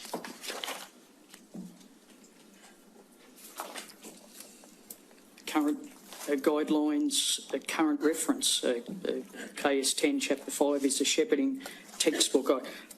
I take your point that when you're reading a statement, we've provided historical background, but I recall in the preparation of that was to overcome what we thought would be an obvious objection, that that's not always been the case. But the latest reference is in the footnote there, and it certainly is in the paragraph 8 of the service desk guidelines. Now, if the suggestion is that every one of those extracts should be pasted into the document, we'd be happy to consider that. But again, we're extremely familiar with that source material, and it's there in the current letter.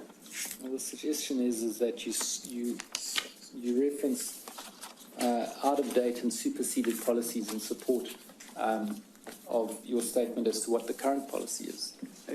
Mr. Stewart, again, with respect, I've just very clearly explained that the reason for that, the current policy is there, and to address what we felt would have been an obvious objection from the Commission that hadn't previously been our policy. So that's simply a footnote reference to show the existence of the policy.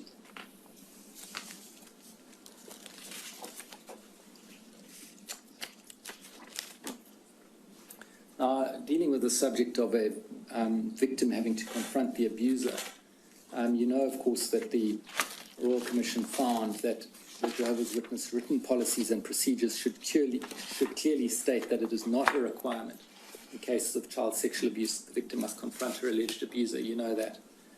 Yes. And that it was recommended that members of the organisation more generally should be advised in writing of the specific exemption that applies in cases of child sexual abuse. You're aware of that? Yes. And the letters to elders now make it clear that this is not required. Is that right? That's correct. Paragraph 13. That's correct. Yes. And but not the service desk guidelines. Am I right? Or have I overlooked it? I'd have to just give me a moment. Thank you.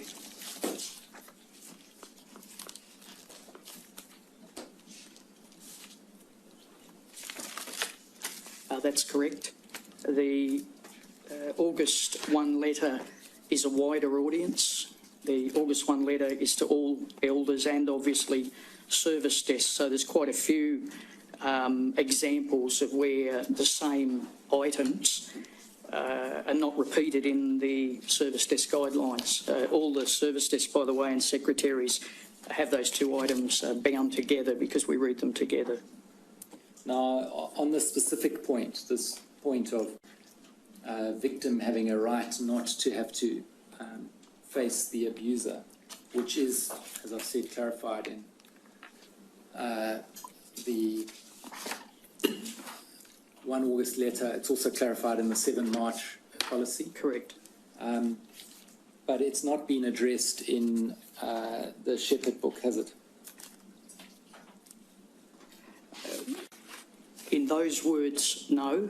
There was lengthy discussion at the original hearing, where we went to the KS textbook and looked at what was a few brief expressions in the context of dealing with allegations in general, but I don't believe that same wording is exactly transposed into the KS10, which I think, as we've made aware to the Commission, is actually part-way through editing as we speak. We provided the Commission with the adjustments that have been made to date, and we're expecting that there'll be an entire adjustment of that and made available to all elders. But it's certainly much clearer in the documents. I must think, sorry, that is new to me at least. So let's just unpack that. Firstly, you've made available to us, which is now tab 9, a copy of the 2010 Shepherd the Flock of God, which is also referred to as KS10, with marginal annotations referring to certain letters to elders and other documents. That's right, isn't it? Correct. Right. But no actual changes to the substantive text. But if one goes to the letters, one can see where the text might have been qualified. And I believe on your copy there as well, those are marked beside it, and that's been distributed to every elder around the world. It's actually a live document electronically now where, as those changes are being made to that book, they're made live to every congregation elder. So we've simply given you a PDF version of the live copy.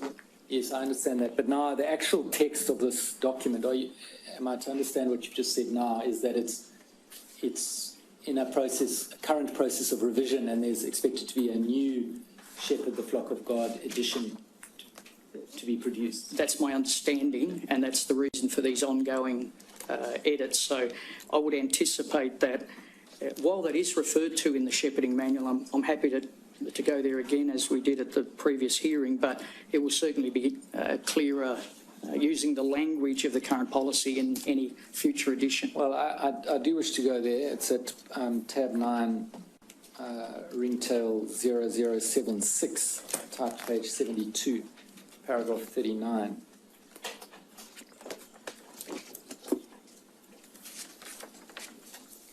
Now, accepting that this is not dealing specifically with child sexual abuse, it's dealing with serious sin generally, that's right, isn't it? That's correct. It says that under the heading, if the accused denies the accusation, the investigating elders should try to arrange a meeting with him and the accuser together. And then there's a note, if the accusation involves child sexual abuse and the victim is currently a minor, the elders should contact the branch office before arranging a meeting with the child and the alleged abuser. And that would then be to the service desk. That's correct. Yeah, and it's the service desk guidelines which, unlike the letter to elders, that don't have the position clearly stated that a victim has a right not to have to face her accuser. So the service desk guidelines are very clear on that. And if I could also, if I could just have one moment, please, Mr. Stewart.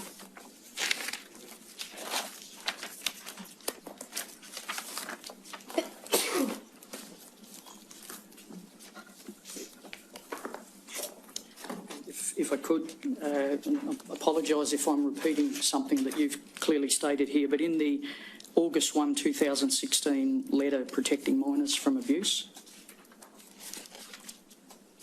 on paragraph 13. Yes, but that's the letter to elders. Correct. Yes, so I've just addressed not that letter, but the guidelines to the service desk, which is where the elders here in paragraph 39 are referred to. They're referred to the service desk. Correct. Yeah, and the guideline to the service desk doesn't contain an articulation of this right. As I said to you in the letter, the letter to the elders contains it. Sorry, if I could, Mr. Stewart, read to you paragraph 1 of the service desk guidelines. Yes. It says the August 1, 2016 letter to all bodies of elders provides direction in connection with protecting children from abuse.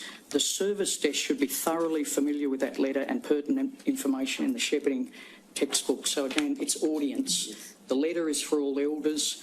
The service desk guidelines are for the service desks. So I accept this thing. So you say you know that, and it therefore doesn't have to be in the guidelines.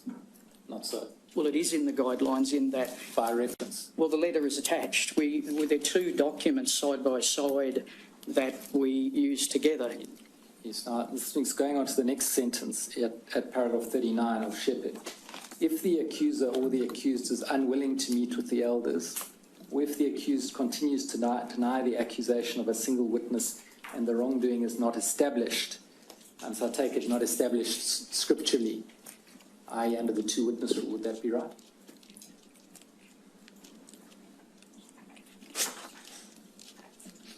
That's correct. The elders will leave matters in Jehovah's hands.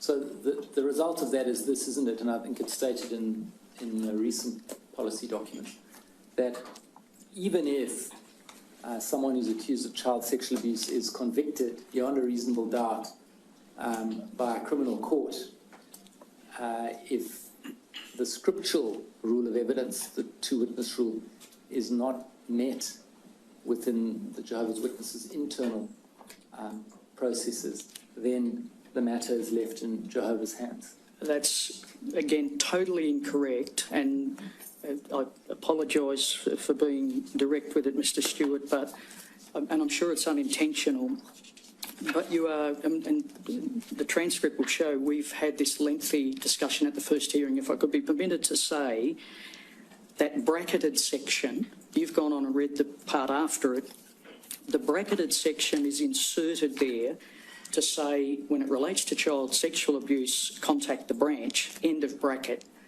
It now continues with what would be the normal judicial process that is perfectly clear to elders. I appreciate, again, it's about audience, but the bit that you read after that is not stating with regard to child sexual abuse. And in addition, you've added into the end of that statement that you just made that regardless of what the secular authorities would do, that wouldn't permit the congregation to act, when the documentation shows that's just completely incorrect. Well, the documentation says that the service desk may then impose restrictions. And can I, again, appreciate the different audience, Mr Stewart, but can I say to you that that does not relate, for example, to a person in a position of responsibility. This is, as you would refer to them, meeting attendants or attenders or congregation members, but in every case, steps are taken where the authorities are involved. There'd be no individual who's continuing, for example, in a position of responsibility where the secular authorities have established guilt. That situation doesn't exist. Do you have a system of monitoring compliance with that right? In other words, the right of a victim not to have to face her abuser? Yes. What is your system of monitoring?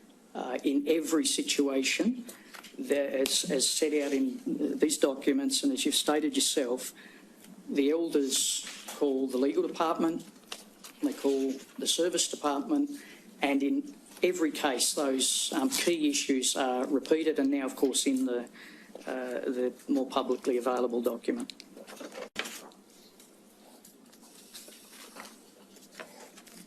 Now, Mr O'Brien, you're aware that the Royal Commission found that members of the organisation who no longer want to be subject to its rules and discipline have no alternative but to actively leave or disassociate from the organisation, and that it found that the Jehovah's Witnesses' practice of shunning members who disassociate from the organisation potentially puts survivors in the untenable position of having to choose between constant re-traumatisation and having to share a community with their abuser or losing their entire community. So those are two findings of the case study 29 report. You're aware of those findings?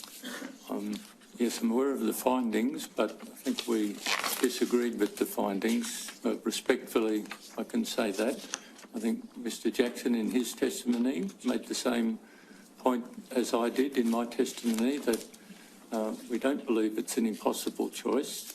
A person can stop associating with Jehovah's Witnesses, have nothing more to do with Jehovah's Witnesses without taking the step of disassociation. We've tried to make that very clear. Yeah, well, I'm not going to go back down that path now, having exhausted it on a previous occasion, but what I expect to find is the organisation's response to these findings in your response document of 3 January 2017. Would that be right? That's where we should go to, is that right? That's correct, yes. Yes. And so if we look at that document at tab 1, page 16,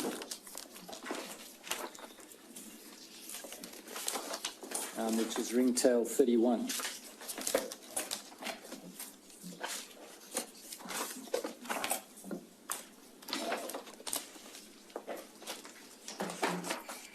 Right at the foot of the page, 7.14. Our January document, is it?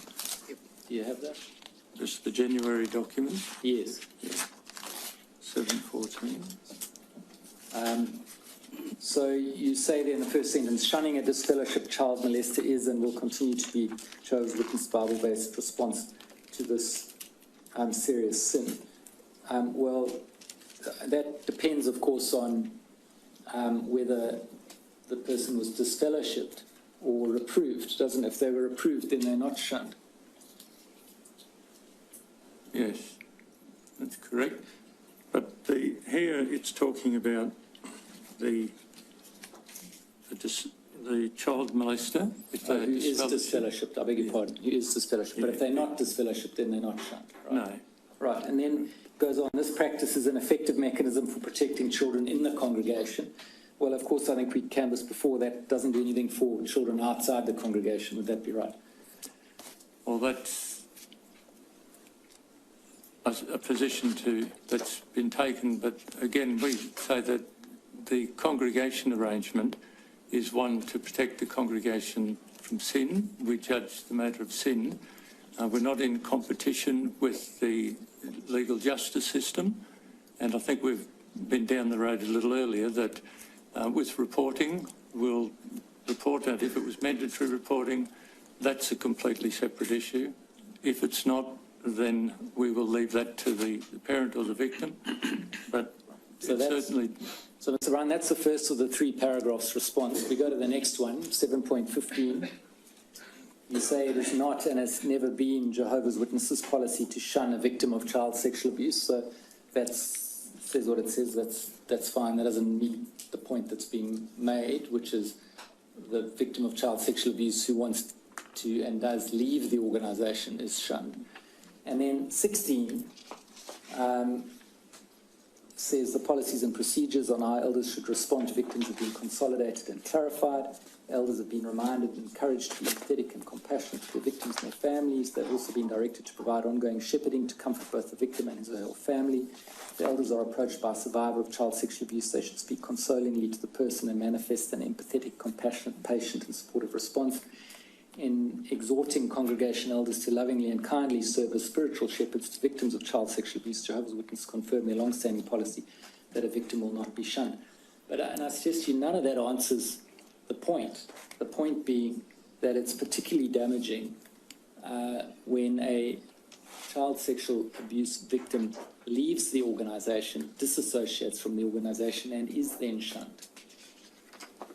Well, that would be true if they disassociate themselves, you're referring to. Yes. Because that is the policy. But again, I think, as I pointed out in my evidence, I think Mr Jackson did as well, that here we're talking about somebody who is of an age where they have qualified for baptism.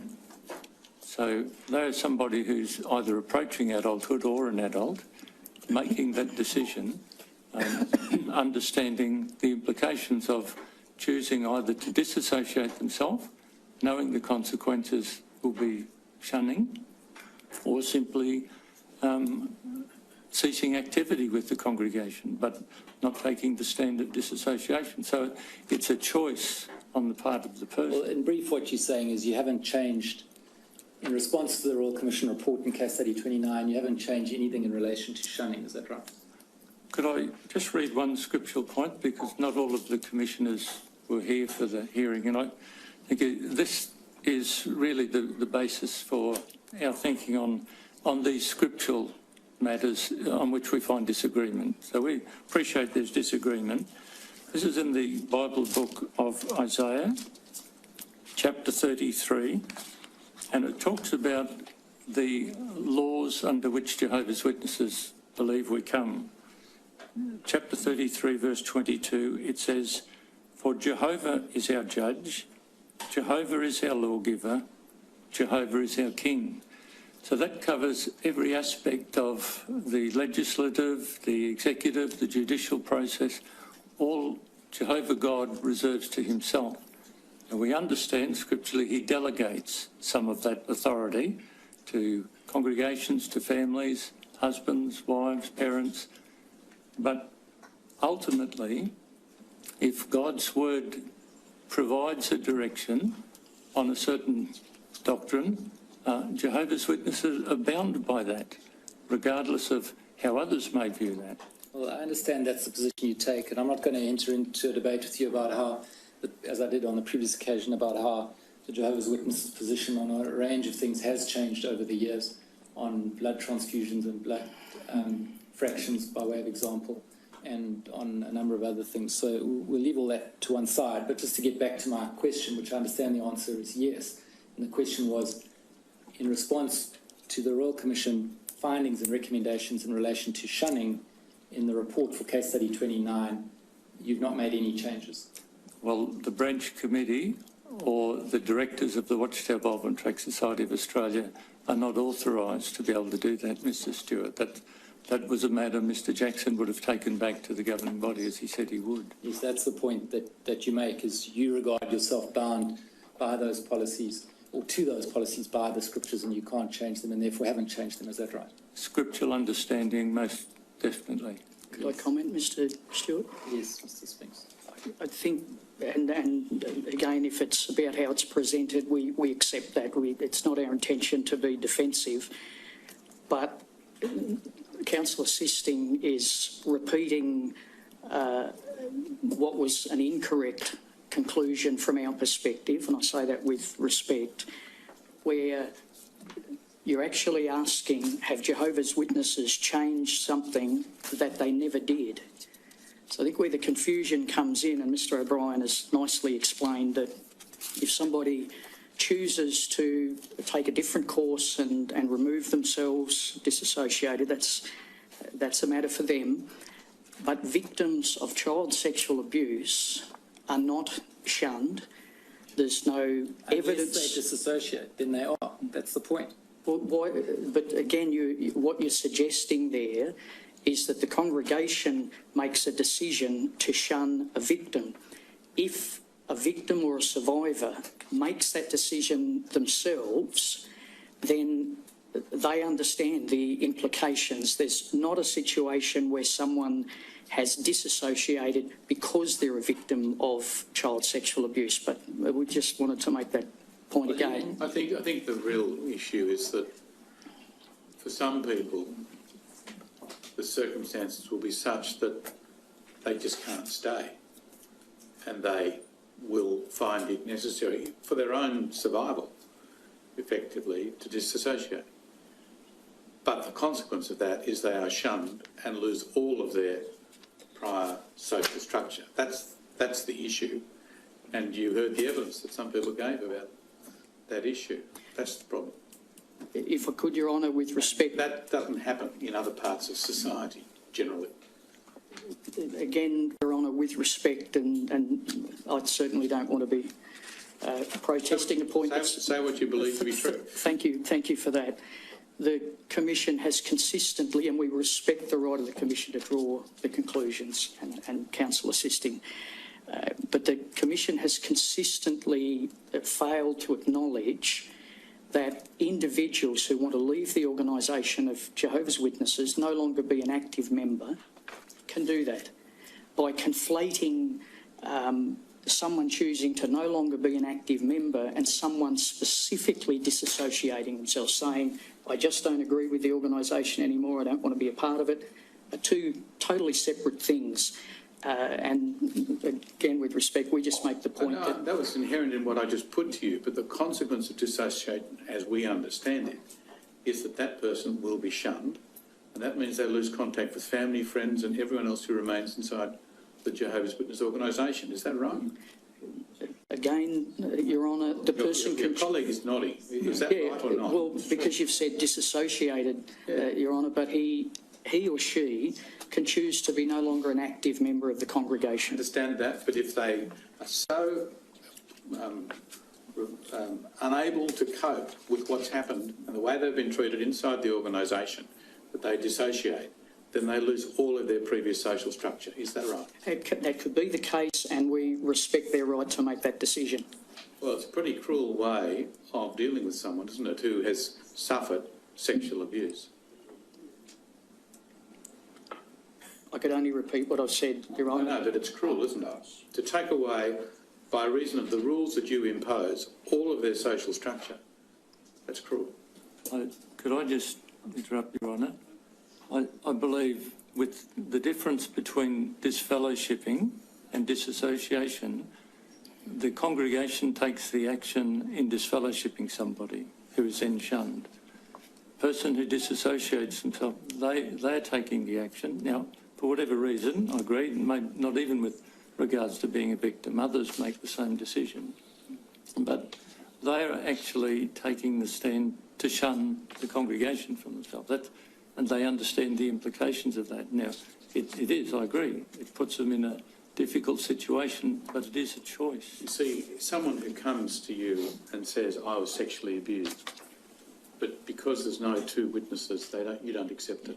You don't make that finding. They're left in a very difficult position, aren't they?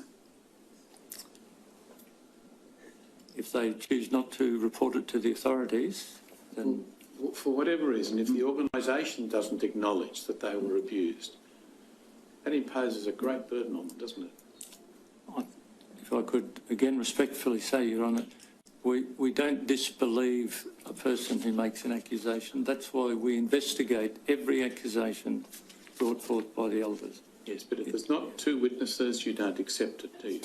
Because scripturally we're not able to. I know. And that, you would understand, can be very, very distressing for someone who has come to you with that complaint, can't it? Certainly. Not being a victim is very distressing. Whatever consequences come, yeah, we agree. And that can lead to a chain of circumstances where that person feels unable to do other than dissociate from your organisation. Could I respectfully, Your Honour, say we don't want to be defensive and we acknowledge that disassociation or disfellowshipping certainly have implications. An individual can choose to be inactive. Could I use very briefly a parallel that in my careful reading of the issue papers from the Commission, and some of it I don't understand, most of it I have, it's been very well put together, and the summaries. One reference said that only reporting is low across the community. One study that's not suggesting the Commission validated it, but it was just referenced. One study in this country suggested that only 10% of child abuse allegations, and I believe it was in New South Wales, but I'll be corrected on that, lead to a conviction, and only around half of those lead to a custodial sentence. I mention that simply to say that if on an occasion a victim of child abuse has felt that where Jehovah's Witnesses have taken a Bible-based stand, my heart also goes out to the thousands of victims who've come forward and asked for help. It's not resulted in a conviction, or if it has, only half of those result in a custodial sentence. So I just put it in the context that we are extremely aware of the damage that is done where the victim, it's compounded by the action that we, the police or the courts take, and in that context we absolutely agree with you. I understand what you say, but can I just ask you this simple question? Why is it necessary when someone feels that they can no longer abide the organisation and has to dissociate, why is it necessary to shun them? Why can't they keep having social contact with those people who happen to remain in the organisation? I'd say again, and we're going to appear very repetitive, I apologise, Your Honour, but the individual can choose. Why is it necessary for the organisation to tell all of its adherents, you must shun that person? Because the individual has not taken the decision to no longer associate or to no longer be involved with congregation activities, which is their right. They've taken the decision to say, I'm shunning the congregation, I'm no longer a part of the congregation, I put it in writing. So the individual takes that action, and we understand the implications. When someone is disfellowshipped, the congregation takes that action. So the individual does not need to put themselves in a position where they're shunned. They can walk away, they can go to another congregation. That's their personal choice. But we understand and agree with the point you're making, Your Honour. Well, you haven't answered the point, but we'll move on. Answer the question, Mr. Spence. You have not answered his honest question. His honest question is, why is it necessary to shun the person who disassociates? And before you answer, let me clarify one thing. The person who disassociates, both you and Mr. O'Brien have now said it. You said that they shun the organisation. They don't necessarily at all. They're talking about someone who just doesn't want to be part of it anymore. They still want to have their friends, their family, and everything else, their social network. So accept that kind of person, but it disassociates. Now, why is it necessary to have a policy that everyone else must now shun them? Again, that's a decision the person makes, because that individual... Sphinx, that doesn't answer the Mr. question. Stewart, I don't think we're going to get anywhere. I think we should... Well, the real answer to the question is because you say the Bible says so. That's the answer, isn't it? Yes, that's our understanding of the scriptural disfellowshipping and disassociation doctrine.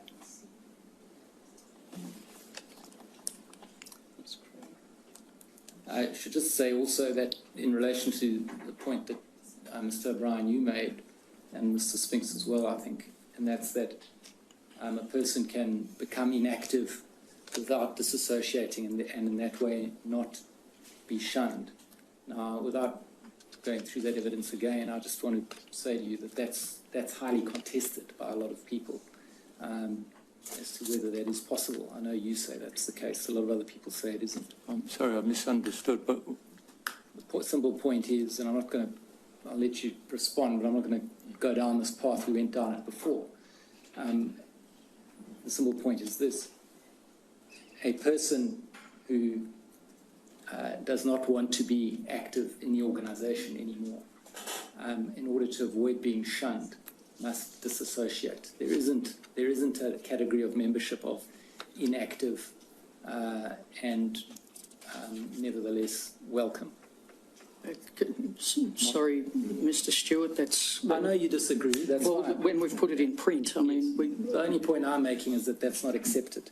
Again, and I apologise, Your Honour has said we're repeating the point, but we have a very clear understanding of the difference between someone being inactive, no longer an active member of the congregation, and someone who takes a decision to disassociate. That's clear to us, but we agree to disagree. Going on to the question of redress, you don't actually have a policy with regard to how to handle claims that are brought against the organisational claims made, not necessarily in a court, but someone says, look, I was abused in the organisation one way or another.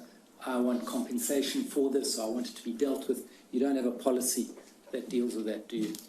We're certainly in the process of developing that, particularly since the release of the paper on redress from the Royal Commission.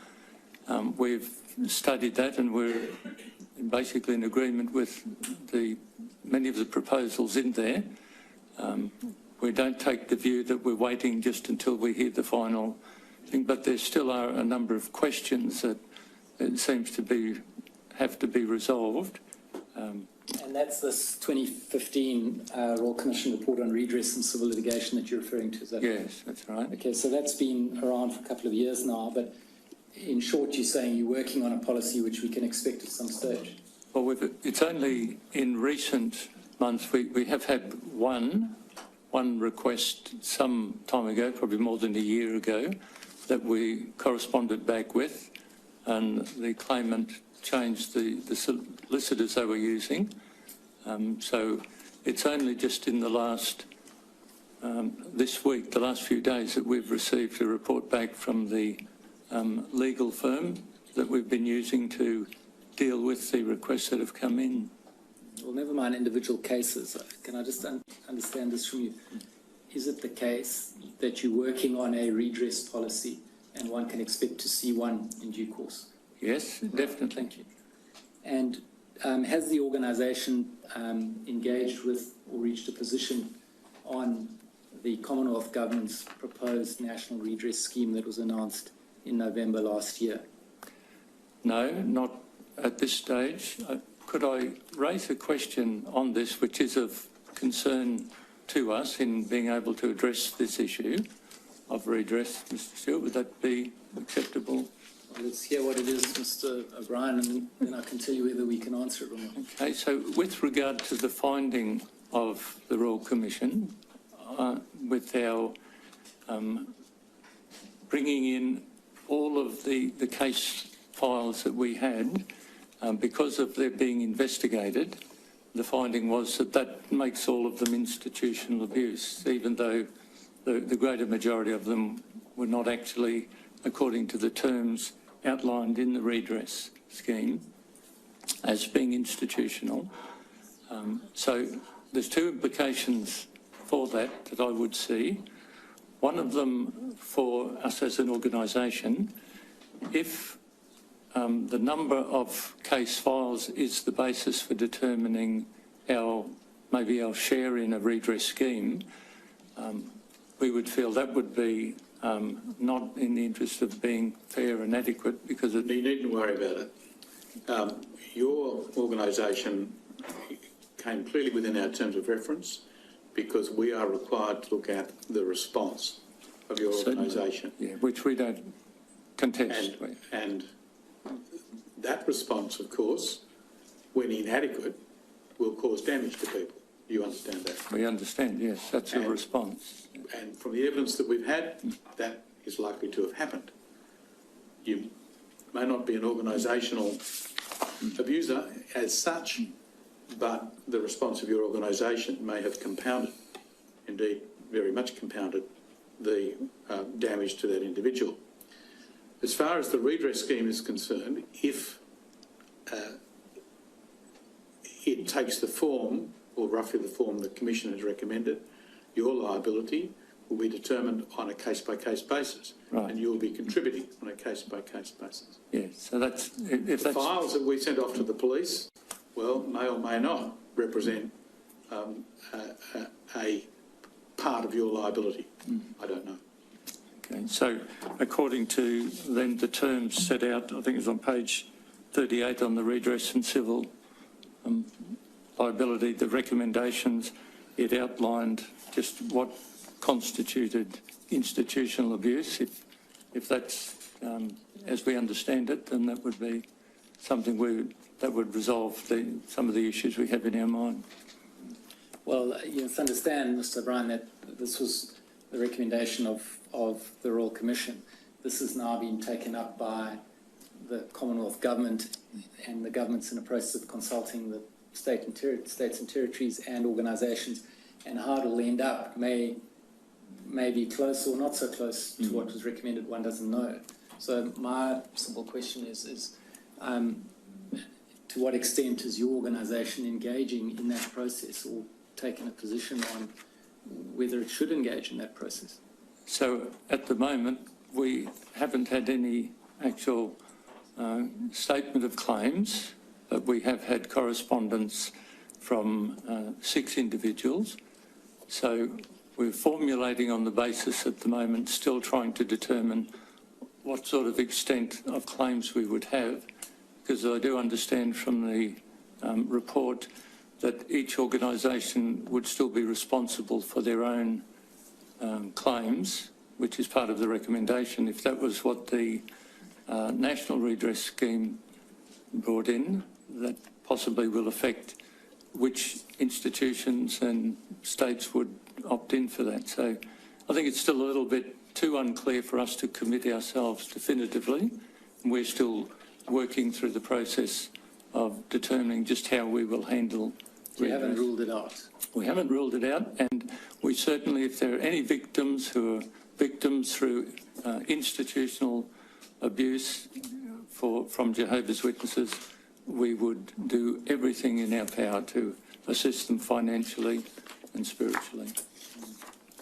And then finally, dealing with the question of the involvement of women in decision-making in the organisation. You're aware of the findings in relation to that. I won't repeat them. Your response is given tab 1, paragraph 7.5 and 7.6.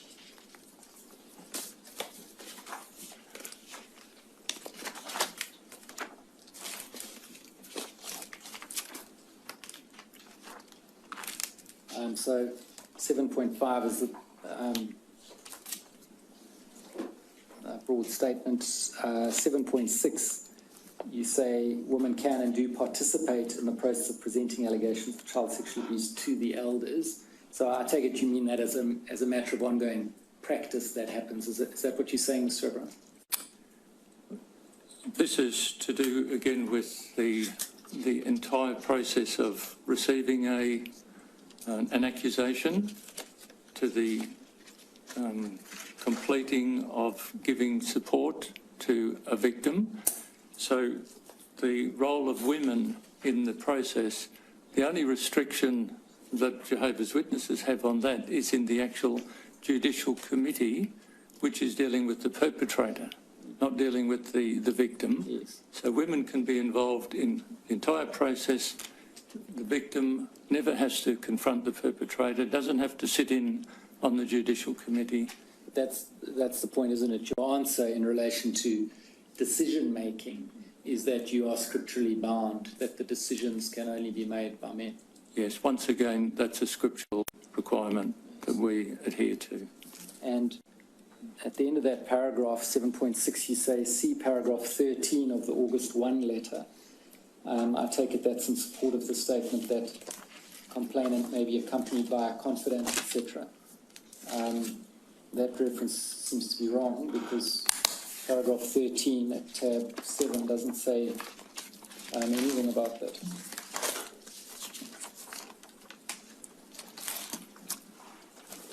I might just get Mr. Spinks to comment on that. Is the expertise in the letter? So again, for the very reason you raised, Mr. Stewart, we've acknowledged that, and so in the current Australian safeguarding policy, and we've made the very recommendation that you've just raised. If I can, the March 2017 child safeguarding policy. Tab 11. Paragraph number 10. Yeah. Says, again, the victim's never required to confront his or her alleged abuser. The allegation can be made in the form of a written statement. And then 2 sentences on, adults who were victims of child abuse may be accompanied by a confidant of either gender to provide them with moral support when meeting with the elders. So, again, it's a valid point. I just want to come back to something I dealt with early on in case I didn't understand it clearly. This document you're looking at now, it's been approved by the branch committee but not yet finalised in case you want to make amendments following this hearing. Is that right? We were ready to distribute it and made the observation that if something is said at the public hearing that needs to be clarified, then that's what we want to do. But our understanding at this stage is it's completed and subject to any other observations that we can include in it, but that's correct. Right, so you anticipate then finalising it shortly, would that be right, in the next week or two? That's correct. Yes. And then to whom is it going to be published exactly? To congregation members. To all congregation members. So that's the audience for this document, is all congregation members. How will that be done? Well, that's the decision the branch committee has got to make, whether we're going to do that in a printed form or whether it's going to be distributed through electronically through the electronic mailing system for each congregation and made available locally. That's Either way, it's available to all congregation members. But you give the undertaking now that rephrase it, the undertaking now that the intention is that it be distributed to all congregation members. Yes, That's the audience for this document, and sorry, Mr. yeah, I can speak on behalf of the branch committee on that, who are authorised to make that available, that it will be available to every member of every congregation in Australia. Well, making it available may be something different to what I'm speaking about, because making it available could be if someone asks for it, they can have it. I'm just seeking to determine whether it's actually going to be actively distributed so that people have access to it without having to ask for it. So if I could, I'm not a part of the branch committee, but the recommendation that we've made, and I believe will be acceptable, that every congregation member will have it made available to them, whether that's through a paper distribution or an announcement or made available at the Kingdom Hall. That's the only decision that's got to be made. But every congregation member will be made aware of it and a copy made available to them in each of the 800 congregations around the country. Because you'll understand and accept that to the extent that people's rights within the organisation are articulated in this document, they need to know what those are. And Absolutely. yes, I have nothing further, Your Honour. Mr. Tockley, do you have any questions? No, Your Honour, there's no re-examination. Before we close, I have one question. I want to refer you back to paragraph 1716 of tab 1.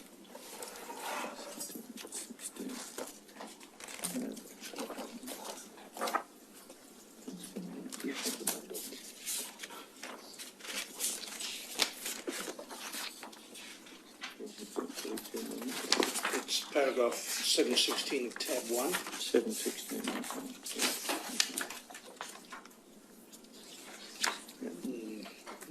What's on the screen is not that.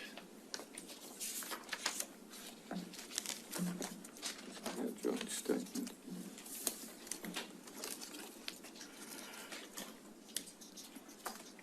Later till 32. I would summarise that as, in its totality, as indicating what we would describe as a pastoral response. Do you think that's an accurate description? I don't understand the question. I apologise. Well, A religious response. yes, pastoral means Yeah. looking after the flock. Yeah. I mean, this is about empathy and compassion and so on. And that's all very well as it goes, but you would now understand from the Royal Commission's work that the often very grievous effects of child sexual abuse are life-changing and life-affecting, and therefore people need, and I stress independent, expert independent therapeutic intervention, sometimes called counselling, but it can be better described as I put it. I want to know, in terms of your response to the 1,006 files of victims and subsequent victims that have come to your attention, whether the Jehovah's Witnesses branch in Australia have assisted or decided to assist or planned to assist victims or survivors with respect to therapeutic intervention by independent experts. Yes, so on that, Commissioner, we, of course, allow the individual to decide who they would like to use, but certainly we will assist in funding any of the victims who fall into that category automatically under the terms of reference of the redress scheme. We would see part of the redress would be covering medical and ongoing psychological or psychiatric help or some other form of... And you do that presently? No, because we haven't had any actual claims or correspondence until this last mainly 6 to 8 months. And it's only just at the point now that the legal firm we're using, Gilchrist Connell, have now written to the solicitors of the victims and have now presented us with some suggestions for consultation. Well, this is not really about the law. It's about going further than compassion and actually providing people help for grievous psychological harm. Surely you're not going to wait until 2018 when a redress scheme finally comes up to reach out to victims and survivors. No, not at all, Commissioner, because we have already now been in contact with these. So the ones who've made claims, we're not actively going out looking for other victims because we don't know what the situation is with them. But those who've corresponded to us, who've sought some form of redress or compensation, we're at the point now where we can address it long before 2018. Well, perhaps I could ask through you, Mr. Stewart. Stewart, perhaps I could ask through you if you could give us some formal advice as to whether you are assisting anyone at present with financial help for independent therapeutic advice as a branch. We'll follow that up, Commissioner. Nothing further, nothing arising from that, Mr. Tockley? No, there's nothing to be done. Very well, thank you. That brings this particular hearing to an end. And thank you both for your contribution, and you are now excused, and we'll adjourn until 2 o'clock.